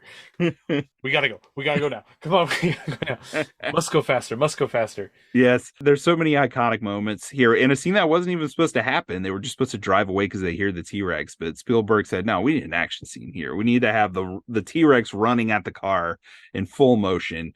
And from him saying that to the items in mirror closer than they appear, where it looks like the T-Rex is in the car with him at that point, to the music, to Malcolm falling on the stick and Muldoon telling him to get off the stick, bloody move. I had a friend that said that to me all the time, bloody move, because of that. As the Rex smashes through that big... the fallen tree. Yeah. It's like hanging across the road. It smashes. I like that it smashes the little windscreen on this Jeep. Because this Jeep doesn't have like a roll cage or a roof or anything. It just smashes through the little window. And that's the Jeep that Hammond's driving at the end of the movie with the smashed window and all the mud all over it and stuff. Some great continuity. I never noticed that. I have to look for that next time I watch. It's awesome. And after this scene, you know, we have everything else we've talked about, and that leads us into the morning. And I remember whenever I saw this movie the first time, another friend was there, Mike Peterson. His dad was the one who I borrowed the book from. And he leaned over and he said, the next day is even scarier than the first day. He was real psyched because his brother John, who's been on the show before, he was here for the Serial Mom episode. He saw this movie the opening weekend. He's 4 years younger than me. And he had nightmares for weeks. He was like, oh no, just losing it every night, like crying, having crazy nightmares where dinosaurs are biting his parents' head off, eating him. So that's what your mom was worried about. Maybe so. Maybe she had found out about his reaction. Mike loved that. This movie terrified my little brother. So he was all jazzed up. He was like, yeah, the next day is even scarier. Just wait till the Raptors come. That got me so pumped in the theater. But before we can get to the Raptors, we have this very, very tense scene where Dr. Sattler has to, we didn't even mention Arnold. We didn't even mention Samuel L. Jackson is in this movie. He plays Ray Arnold, the main computer guy who runs the park. And very accurate to the book, actually. Like, he's pretty, this is like one of the few characters that's like spot on. Felt like Samuel L. Jackson read the character and was like, I want to do it just like this. I'm going to chain smoke. Yep. It's great. And he has to deal with Nedry's crap because Nedry designed the system that he's having to run on a daily basis. So there's animosity there. I love how he hates Nedry whenever Nedry leaves and he tries to work on his computer. He knocks everything off his desk. He's like, look at his workstation. What a slob. Yeah. But he's gone off to try to get the power started again, and he hasn't come back. And you get some of the weird Laura Dern vibe here where she's talking to herself. She's going, something's wrong. He hasn't come back. Yeah. Something's wrong. So right before they went to the bunker, and he went to get the power back on, it's that shirt open Malcolm scene. Yes. I wanted to mention this because Hammond has taken what Ellie has said and is just repeating it. Because Arnold's like, hey, we've never turned off the system before. We don't even know if it'll come back on. He's like, people are dying. Yes. And he's just repeating what Ellie said to him. That is true. That is true. It's amazing. And the book version of him would not have said that way. No. After Arnold doesn't come back, Sattler has to go there. So she goes with Muldoon, and you get the very, very tense scene where they have to go by the raptor pen. Yes. Where Muldoon says, we're being hunted. You get the suspenseful music, and he starts unfolding his gun, and he tells her to run. So she takes off running. She does, though, again, a weird thing where like she runs into the log before she jumps over it for some reason, which felt very natural because she was terrified, but it's just like another weird quirk for her. Yeah. And she goes into this building, and she has to go restart the power. If you like aesthetics like this, I just loved all the pipes and her having to flip all the switches. Again, these are things that the video games recreated, and I'm a huge nerd, so I was into all that. And at the same time, Grant and the kids are climbing an electric fence, and then you realize, wait, she's turning the electricity back on. That can't be good. No, because Timmy is afraid, and Timmy is having trouble getting off of the fence. Timmy is trying to come down. They're telling him to jump. And then this is just like perfect Spielberg here, where you're focused on that. And she does turn the power back on, and he does get electrocuted, but he doesn't die. He falls down, and Grant catches him. But right as that's happening, she says, Mr. Hammond, we're back in business. And the biggest scare of the movie, in my opinion, happens here, where you see her from the front, and she's smiling and saying we're back in business. And at just the moment that she says that, a raptor head this is really the first time we're seeing him, just busts through the wall behind her. Why this raptor is in this little nook behind some cables, no one knows. But it's a Spielberg film, so it's for the scene. But yeah, this raptor comes through, and she's freaking out. She like drops down on the ground and kicks close this little gate, and the raptor's feet kick the gate at the same time. So you see the human and raptor feet both pushing at the gate. It's really good. She stands up. Mr. Arnold's hand falls on her shoulder. She's like, oh, Mr. Arnold, and turns around, and it's his severed arm. So you get some gore there. You don't know that he's dead by that point. Now you do after the arm. And also her leg is all jacked up from her basically kicking the raptor's leg at the same time. I mean, she says this. I don't know if this is true or not. Maybe this is just a legend that's grown since then. But she was so terrified by the raptor popping up behind her and her not expecting it to look that way and to come at her that way that she was really crying there. She really was scared.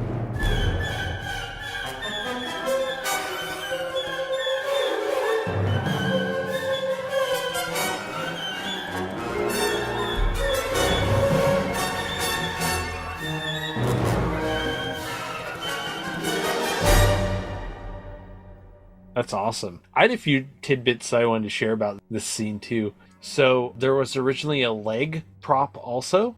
One of the big Jurassic Park collector guys has the actual leg prop. It looks bad then and it looks bad now, but that's why they didn't use it. But Samuel Jackson was actually supposed to have a death scene filmed, but because of the hurricane that happened, the actual hurricane that happened in Hawaii when they were filming, he wasn't able to come back and film this death scene. So that's why it's just this kind of little bit with his arm falling down. Oh man, yeah, that did kind of disappoint me later on when I thought about it, though it does give more of an element of surprise that you don't know he's dead when the arm falls.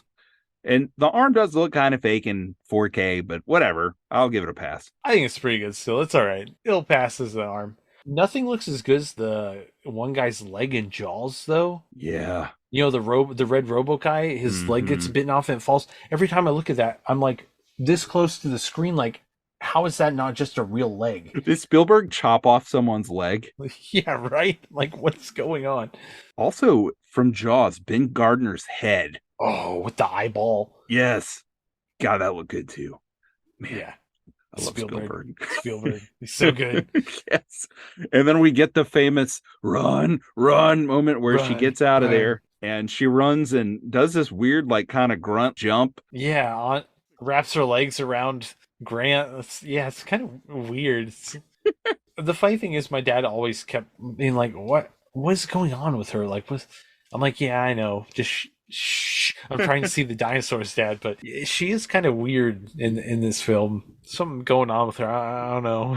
She said she was really nervous to be in a Spielberg film and she didn't want to blow it. So maybe she was just nervous. I don't know. Just trying extra hard or something. Yeah. And while that's happening, Muldoon is facing off against the Raptors. Mm. This is something that made me mad even then.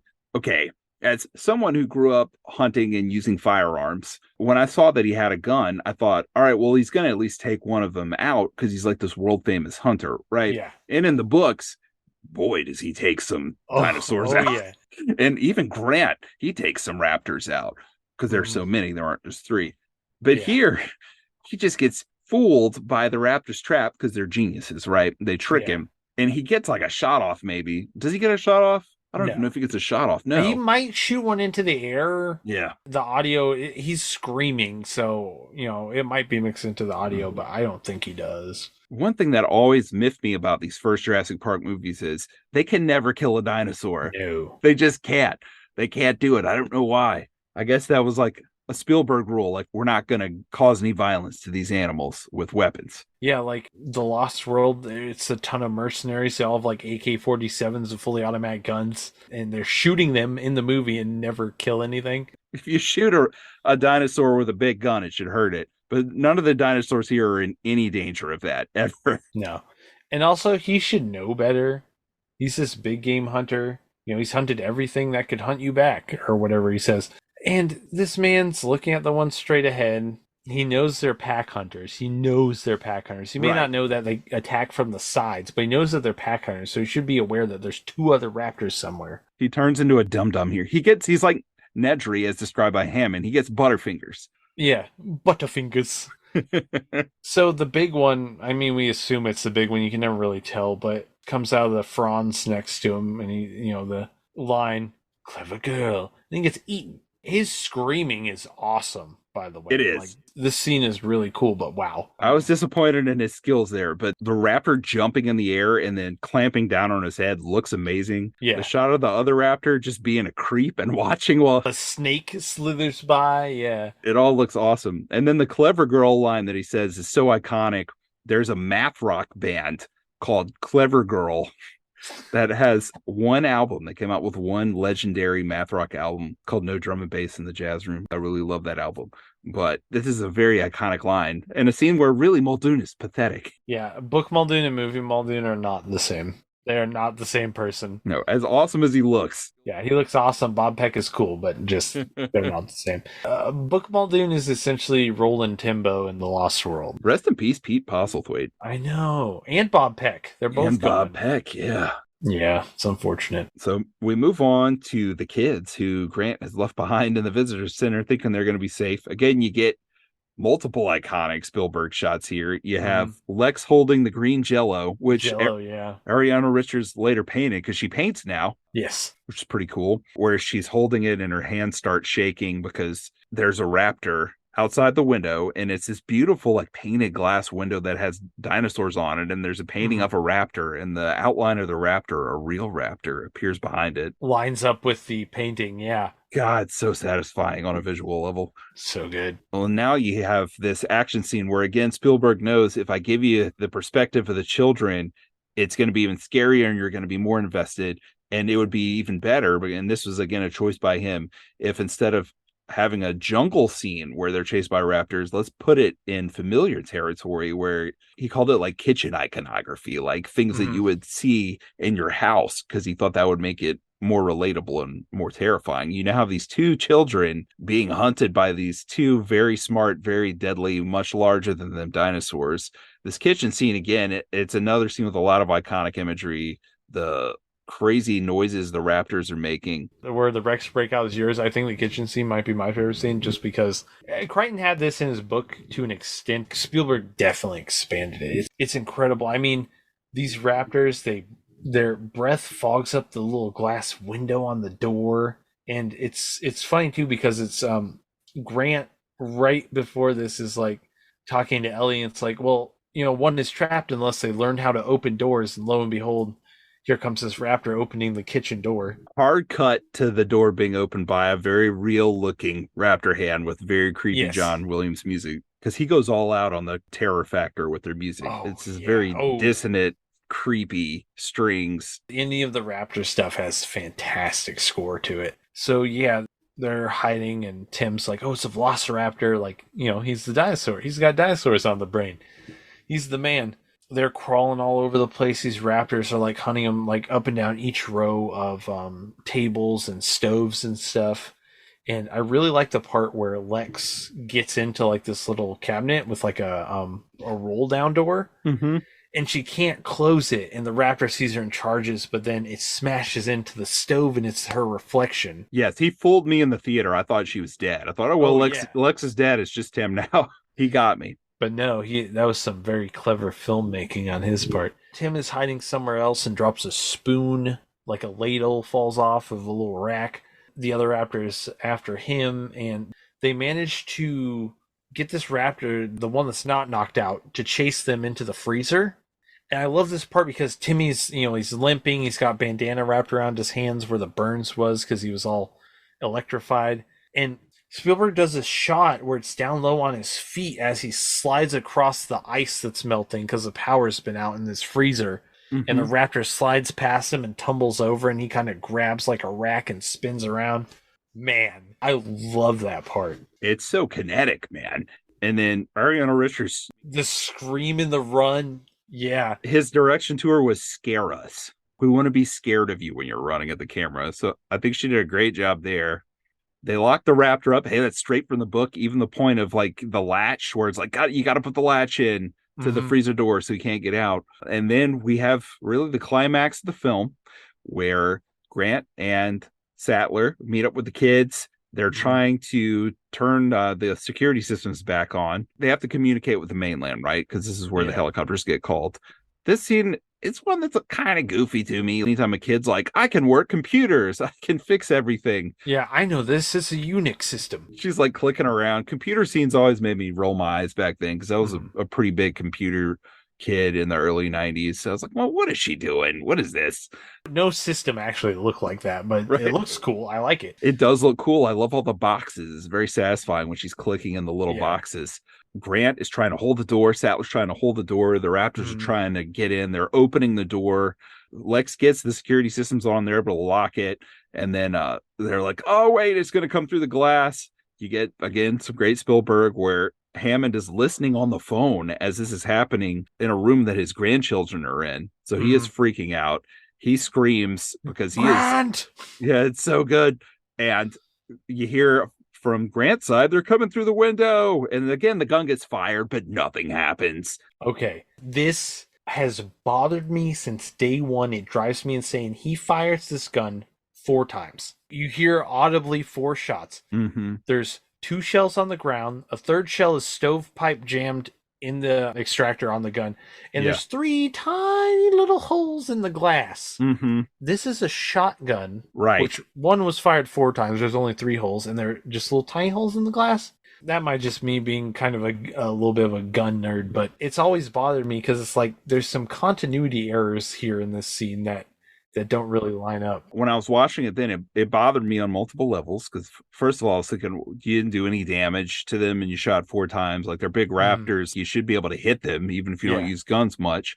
Were these just loaded with buckshot for some reason? If so, why didn't you just have a rifle? It bothered me too, and it still does. It still does. Really, if there's a scene in the movie that I have the most problems with, it's that the computer hacking part is a little cheesy, and then it logically, I'm like, what are you doing? Like, shoot him in the head with the shotgun, like blow the raptor's head off. If I have this gun, whenever they're trying to come through the door, I'm just putting it in the crack and blowing their heads off. That's what I was thinking when I was 12. Spielberg kind of boxed himself into a corner there by making it 3 raptors instead of a bunch. Yes. Because the one's locked in the freezer and he needs the 2 for the final scene. So. Exactly. He can't kill them. Right. Yeah. If he would have said 5 raptors, I guess he just doesn't want any dinosaurs to die unless it's dinosaur and dinosaur violence. I don't know. We completely missed the Nedry death scene. Holy cow, that's my favorite part from the book. Page 197 from the book that I used to always show my friends where his guts get ripped out. We did.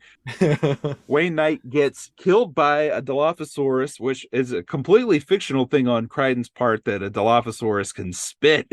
Yeah, and then an even more fictional take on it from Spielberg's part with the weird frilled lizard thing that Right. rattles. I love the explanation post movie getting made later on where, well, they said that they spliced in other DNA. Maybe there was a frilled lizard DNA Yeah. in there, and maybe there was cobra DNA, and that's why it could spit. I don't think things work that way, but That's like the Rex vision. right. At the time, it was a theory. But they're like, Mhm. no, that's can't be true. It's too big of an animal to not be able to see stuff except for movement. So like, oh yeah, well, it had frog DNA and frogs can only see movement. Yeah. Right. So yeah, that not all the dinosaurs are factually accurate, but hey, it's Jurassic Park. It's all right. Give it a pass. Yeah, the Dilophosaurus spits on Nedry's face. He's run off the road in the Jeep that he stole. He's wrecked. He's in the rain. He's trying to tie his Jeep to a tree so that he can pull it out. It's pretty clear that even if there was no dinosaur, I'm not so sure if he could have gotten himself out of the situation. He would have got found out and the embryos would have went bad. Exactly. He's like, my glasses, I can't see without my glasses. I can afford new glasses. Like he's just an idiot. It's so dumb. He never really was able to shed that Newman persona because really him and anything that then, like in Space Jam, I'm like, no, it's Newman. Yeah. Get out of here. Dunk on his head, Michael Jordan. He ends up getting spit in his eye. And I like how they do this too, because at first it's like, oh, it's a nice little dinosaur. You do hear about what Dilophosaurus can do, but it just looks like a cute little dinosaur. Like somehow, again, there's a little logic break here too, where it spits in his eye and it's behind him. He's running away and he gets to the car and it's in the car waiting for him already somehow.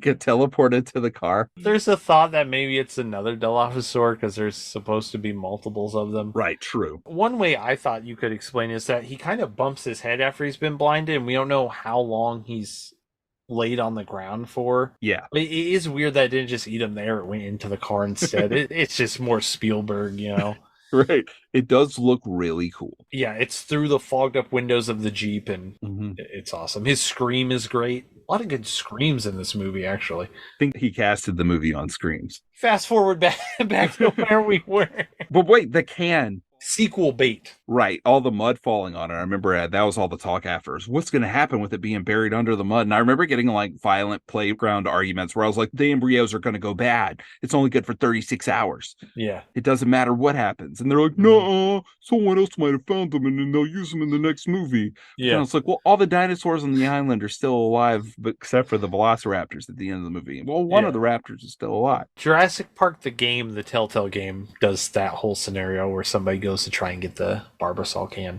Okay, cool. It was originally Spielberg's setup for a sequel in case he wanted to do one, because he kind of convinced Crichton to write The Lost World. Crichton wasn't intending on doing that. Right.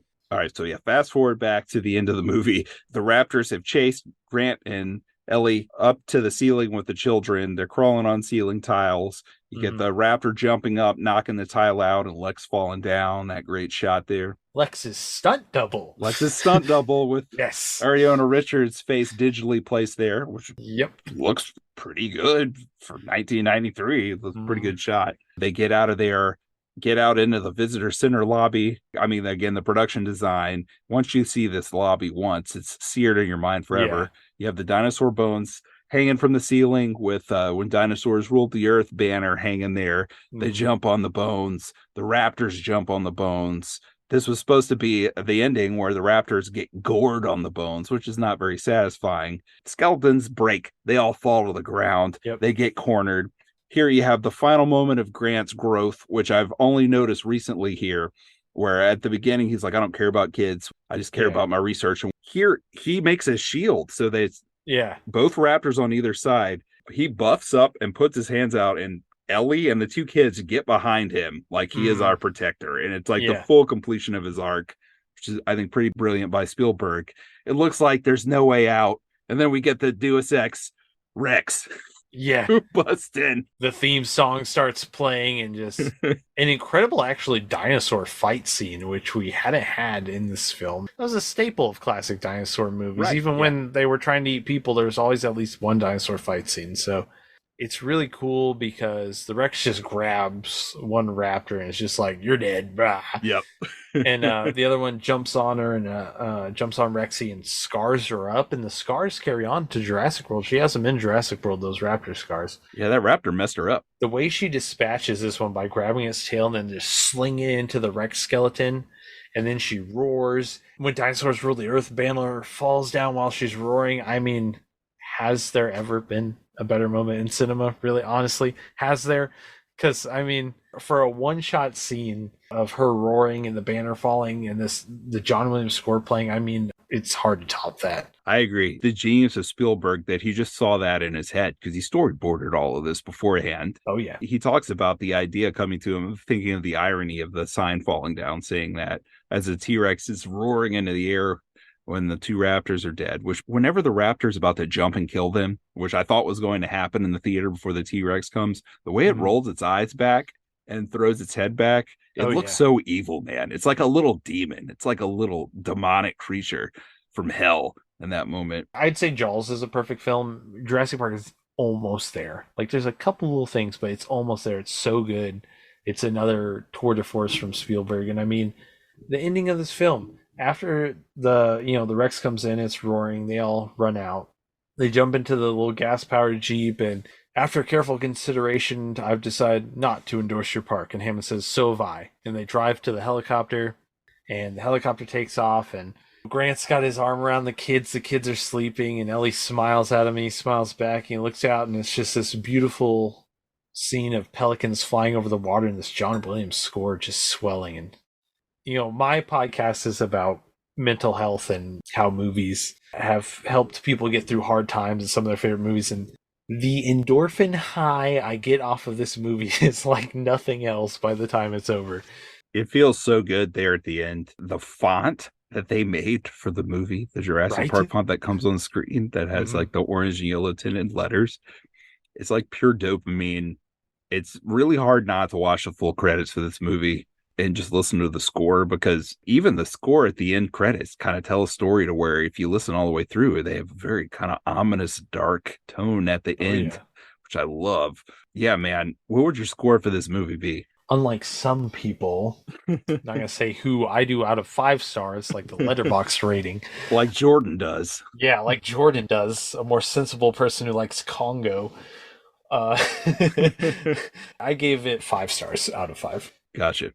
Very, very solid 9 out of 10 for me on my 10 scale. I have issues with it. I keep it from perfection. Like I would definitely give Jaws a 10, but man, it's just so good. It gets better every time I watch it, which I was scared, in that second viewing when I was still a tween, watching it out of the theater. Like, what if that was just like a freak experience in the theater and I'm not going to ever enjoy this again? And that hasn't been the case. I think every time I've watched it since then, I've liked it more. Like, again, this is a part of the fabric of my life. I love this movie, man. Oh, yeah. Isn't that always a fear, too? Because I've had it before where I've watched a film for the first time and then I go back and watch it years later. I'm like, oh, this is actually not good. I thought this was good. This is not good. Yeah. But luckily Jurassic Park is. What are your main problems that keep it from being a 10? When I give movies a 10, I have to say, like, if I gave this a 10 and I gave this a 10, they've got to be equal. I'm like pretty tough handing that out. It's like a movie like Jaws that I give a 10 to. I don't find moments in it like in the visitor center that we discussed at the end there. Yeah. There are a few other moments in the movie that I'm not going to get into just because I don't want to go too long, and I still have to do what Jordan said I have to do after this. But there are just a few things like that hold it back from perfection for me. But there's not much. It's an easy 9. I get that. I'm so inundated with Jurassic everything that I can't not give the original film a 5 star. I understand. I'm a Star Wars prequel apologist, so. Oh yeah, me too. Oh yeah, prequels, baby. Yes, sir. Well, look, Jordan said 2 things I had to do. I'll do the serious one first and then the not so serious one second. The serious one is, he said, look, you got to give a nihilistic rant on chaos theory, Nick. You have to. If I'm not there, this has to happen. You must. Yeah. And I wasn't originally planning on doing it, but then when he said that, I was like, okay, well, I guess I have to do it. And we didn't really talk about chaos theory. Mm, It doesn't come up a lot in the actual movie. no. Whereas in the book, you can tell this is one of Crichton's main interests. I mean, Oh yeah. between chapters, he has a picture of a fractal, right? That's Yeah, the fractal curve. Yeah, yeah. every chapter. But even in the display that he gives Ellie in the movie, where he's just like, give me your hand, it's more of a come on, right? Like, yeah, this is real sexy, right? Imperfections in the skin. Right. The point he's just showing her in the movie is if I put this drop of water on your hand multiple times, it's going to run off in different directions every time because of the minor imperfections. And then he goes into the thing about the butterfly flapping its wings, peaking, and that changing the weather like thousands of miles away. And that's really all he says. But in the book, I'm sorry to say in the book, Jordan, because you assigned me to do this. In the book, to me, the important part is that he's saying, okay, but once this gets to the edge of your hand, it runs off really quickly and then it falls off. Chaos theory, as relates to this movie, is that initial conditions, things might look okay, but the minor imperfections in your initial conditions are eventually going to reach a crisis point where they're no longer going to be minor and they're going to destroy your endeavor. So that the water, when it gets to the edge of your hand, it's basically saying like it's speeding up, and that once things have gone off course, eventually they're going to accelerate to a rate that can't be stopped. Yeah. Which is how chaos theory applies to Jurassic Park, why he says this is never going to work in the book. Like, you can't make this work. Whatever small issues you have for what you're doing here, it's just not going to work. Eventually, it's going to be a big issue, and the dinosaurs are going to bust out and kill everybody. The thing, too, about the book is that Spielberg briefly mentions it in the film, but the main concern is that dinosaurs are breeding and that Jurassic Park staff haven't come up with fail-safes and good plans for this. So Malcolm's like, hey, this is all going to come crumbling down. You think you're so sure, but inherently in chaos, that's never true. Exactly. And in the book, like we said, there are a lot more dinosaurs. They've been breeding. The raptors especially have been breeding like crazy, and they want to migrate. They get on a boat and they're getting off the island multiple species of dinosaurs, including the compies, which we don't get in this movie. We get in The Lost World. Yeah. They've gotten off the island already. To where in the book, the island gets destroyed. It gets bombed to hell. Yeah. Which almost cost me a friendship, because I'm probably a level that, I don't know, some people might say is not healthy, but it's just who I am. Honesty is very key for me. The truth is the most important thing. I don't like when people lie. I can't really tell a lie.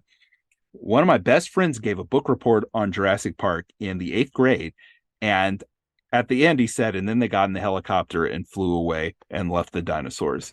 And I said in front of the whole class, no, that's wrong. They bombed the island. And he was like, no, Nick, they flew off in a helicopter. No, what are you doing? I was like, you didn't read the book. You didn't read the book, Aaron Krzyzak, you didn't read the book. And he was like, what the hell are you doing, Nick? You're going to make me fail. Even the teacher felt bad for him. It was like, Nick, maybe you read a different version than he did. And I was like, I didn't. There's only one version. And unless he read the novelization of the movie, the island gets blown up. And he didn't. He said by Michael Crichton. So he's lying. He didn't read it. And he was still friends with me for some reason after that. So hey, I call him out too if he misspoke on Crichton like that. I don't believe that sort of nonsense. That drove me crazy. All that to say, all the stuff that's in the book, not a lot of it makes it to the movie in Chaos Theory, but some of it does. So I'm going to quote this. This went in a different direction than I thought I would whenever I tried to make a nihilistic rant about Chaos Theory. So here we go. First of all, we know Michael Crichton wrote Jurassic Park because of his distrust of scientism, which is an exaggerated trust in the efficacy of the methods of natural science applied to all areas of investigation, including realms like philosophy. The mouthpiece for this in the book is obviously Ian Malcolm, who gives pages of philosophical monologue late in the book. But the film actually does include a small amount of his philosophical dialogue, and it's in the scene that he has with Hammond, where he's arguing with him. After he sees what Hammond has done, that he's created these dinosaurs. So he says, if I may, I'll tell you the problem with the scientific power that you're using here. It didn't require any discipline to attain it. You read what others had done, and you took the next step.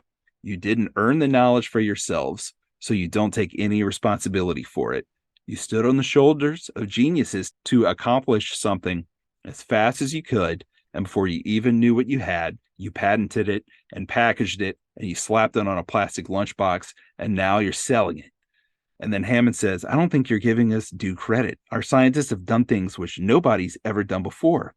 To which Malcolm says, yeah, but your scientists were so preoccupied with whether or not they could, they didn't stop to think if they should. So I thought about this in regard to philosophy, and I related this to Nobel Prize winning physicist Steven Weinberg, who famously said, the more the universe seems comprehensible, the more it also seems pointless, which is a statement from his book, The First 3 Minutes, which obviously is about the first 3 minutes of the universe. And that doesn't quite sum up Weinberg's total perspective, but it is accurate to his belief system.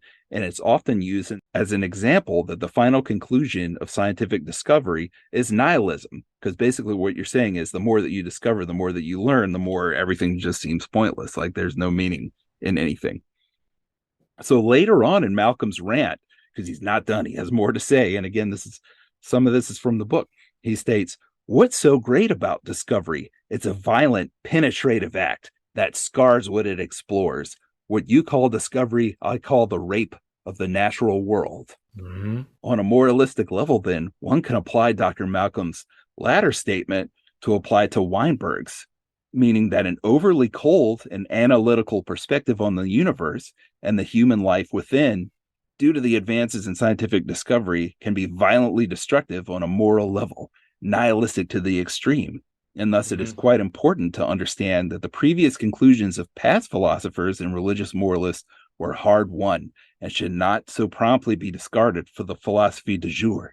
In this strange way, Crichton and Spielberg's Chaos Preacher actually makes a strong statement against nihilism. And also, dressing in all black is cool. So there you go, Jordan. That was for you.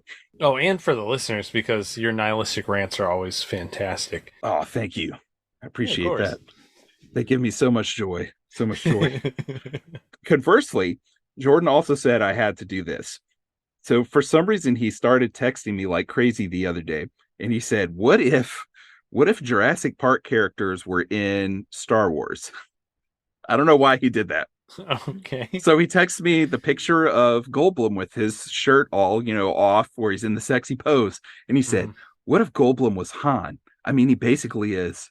And then he said, and Dr. Grant is Luke, and Laura Dern is Leia, and the kids are their prequels. And then first he said Hammond is Vader, but then he changes his mind in a minute. He says, Wayne Knight, he's no Jedi Knight. And then he said, wait, not Hammond is Vader. He said the T-Rex, he's actually Vader, and Hammond is Palpatine. And Sam Jackson is Mace Windu. Of course, Sam Jackson is Mace Windu. He texted all this to me when I was at my desk on Tuesday. And I thought, great, Jordan, that's amazing. Thank you, Jordan, for that. That was wonderful. All right. With that said, Jordan might not be here, but it's time for our trivia battle. Hold it! Pop quiz, hotshot. Chaz, I have trivia questions for you Okay. as we're wrapping up here. Oh, great. You didn't warn me about this. I did not. You're going into this cold. All right. Okay. So since I knew it was you in time enough to write my questions that I'd be asking these two and not Jordan, these are all very dinosaur geared questions, Jordan. Okay. Chaz, see, but I'm accidentally calling you Jordan now because Clone Jordan. Right, Clone Jordan. That's right. Made with your frog DNA. Frog DNA. All right. So question number 1. Which of these 4 dinosaur species is not featured in 1933's King Kong? Is it A, T-Rex, B, Triceratops, C, Stegosaurus, or D, Brontosaurus? B, Triceratops. You got it. I knew you would get it, man. I love that movie so much. That was one of my early favorites. It's crazy how quickly that movie speeds along. Like, it's a fast-paced movie for 1933. It really is, man. The pacing is nuts. Number 2. This movie, not as good as King Kong. It was a dinosaur movie from the 80s, so I watched it a lot. Okay. Which dinosaur is featured in 1985's Baby, Secret of the Lost Legend? Did you ever see that? I have. I have seen Baby one time, a very long time ago, but I have some in here, so we'll see how this goes. All right, let's see. Is it A, a Brontosaurus, B, a Plesiosaur, C, a Gallimimus, or D, a Triceratops? Oh, a brontosaurus. You got it, Chaz. 2 for 2. Jordan, you hear this? Have you ever gone 2 for 2 on our show before, Jordan? Your clone is showing you up. Watch the Punishment movie, Jordan. That's my favorite ongoing gag. It's just Jordan failing at trivia. I love it. It's so funny to me. I don't know why, but it's just so... And then I feel so bad for him that I'll try to let him win. And even then, he like barely comes out on top. I'm like missing his questions on purpose. I'm like, please just get the question right, Jordan. Please. Oh, that's awesome. Man. All right, well, let's see about this third question. Here's another dinosaur movie. This one is crazy. This came out the same year as Jurassic Park. And I remember seeing the cover, the VHS cover made it look so scary. Oh, no. Is this one featuring Diane Lane? It's a Carnosaur question. Yeah, I figured. All right. This wily, smaller carnivore wreaks havoc in 1993's Carnosaur. So there's T-Rex in this movie, but there is another dinosaur that does a major damage in this Corman film, which, good grief, this movie is ridiculous. It's crazy. A, Deinonychus. B, Velociraptor. C, Utah Raptor. Or D, Dromaeosaurus. I believe it's Deinonychus. That's right. That's right. Nice. Deinonychus goes nuts with his claws, man. Don't make out in Carnosaur, because Deinonychus will be a perv and watch you for a minute. And then shred you. That's right. All right. Question number 4. Jurassic Park 3 had 10 different taglines. Which of these was not one of those taglines? Oh, boy. I'm sorry. I had to do 5 choices with this one. Okay. Let's see if you can go perfect 4 for 4. And remember, this was not one. Was it A, another adventure, 65 million years in the making? B, nature takes no prisoners. C, evolve or die. D, an instinct for destruction. Or E, this time it's not just a walk in the park. That's tough because I'm not that big of a Jurassic Park 3 expert. I'm going to go with B. It's probably wrong, but I'm going to go with B. Unfortunately, nature takes no prisoners was one of the 10 taglines. Was it? Okay. It was. And golly, this time it's not just a walk in the park. Who came up with that? Someone got paid to write that tagline, because that was a real one. The one fake one was another adventure, 65 million years in the making. I felt like it was between those two, Yeah, that wasn't one. It felt kind of cheesy and corny, though, so I'm like, maybe. They were all pretty goofy for that one. I have one question that you can redeem yourself with. It has no choices. It's a short answer. Since we mentioned Jurassic Park 3, who would really win a fight between a T-Rex and a Spinosaurus? A T-Rex. Of course. Thank you. Of course. Now, to be fair, quickly, the JP3 Spinosaurus isn't a real Spinosaurus. It's some crazy nonsense, and you have to go into deep canon lore for that. But in a one-on-one fight between T-Rex and a Spinosaurus, T-Rex would win every time. I agree. I thought that the Spinosaurus looked really cool. It's pretty fun in Jurassic Park 3. But if you want to turn your audience immediately against you, show your iconic dinosaur from your other 2 movies, and then just have this new kid come in and kill it. Yep. A very quick fight scene, too. Very short. That's a weird movie. But like I said, there are a lot of different dinosaurs in it, so I give it a pass on some really dumb things. All right, well, we're done with Jurassic Park. We're making quite a shift next episode. You might have noticed we have done a lot of 1998 films, because it's the 25th anniversary of 1998. I don't know how that's possible, but here we are. This is Jordan's pick. I'm really pumped because I haven't watched this movie since probably 99. And it stars my favorite comedian of all time, Norm Macdonald. That movie is 1998's Dirty Work, directed by the dirty dad himself, Bob Saget. Super pumped about covering that. I chose The Punishment. I guess I'm watching it. I don't know. I mean, if Jordan wants to watch it, he can. I think this movie's probably going to be pretty lousy, but I'm going to watch it for Norm's sake. That's 2000's Screwed. Oh, man. Have you seen this movie? Yeah. It's pretty bad, right? Mm-hmm. Okay, awesome. Yeah. That's a good punishment choice. Which I guess I'm punishing myself with. I don't know. But hey, we get to watch Dirty Work too, so there's that. Hey, there you go. So next time on Filmshake, Dirty Work, Screwed. Jordan and I will be talking those movies up, but I think Dirty Work a lot more than Screwed. I think Screwed we'll just talk about for a few minutes. Yeah. Anyway, that's been our show. Chaz, we kind of talked about your podcast, Cinema Medicine, a little bit. Is there anything else you want to say about that? Cinema Medicine Podcast. That's also our Twitter handle. Jordan and Nick have both been on. They each had an episode on the show. We talked movies and mental health. And yeah, check us out if you'd like to. Yes, I had a great time talking about Guardians of the Galaxy with you. Mhm. I hope over time, eventually, we'll cover all three on there because thankfully they ended that one well. Yeah, that would be awesome. I would like to do an ongoing series. That'd be cool. Looking forward to it. So thanks for listening, everyone. I don't do this outro often. This is usually Jordan's gig, but look, if you want more information about us, go to your Google machine and type in Filmshake. All our social medias are going to pop up. Many different places to listen to us will pop up. We have so many episodes at this point now. I think this will be our 67th episode. We've been going for almost 5 years now. If you liked what you just heard, well, there's a different host on here. Usually his name's Jordan Courtney. This show was his idea. I give him all the credit for it. He said, hey, Nick, come do a podcast with me. We have a new episode every 3 weeks. And next time we'll be talking about dirty work. We hope you join us. Thanks for listening, and we'll catch you for more Filmshake. Take it easy.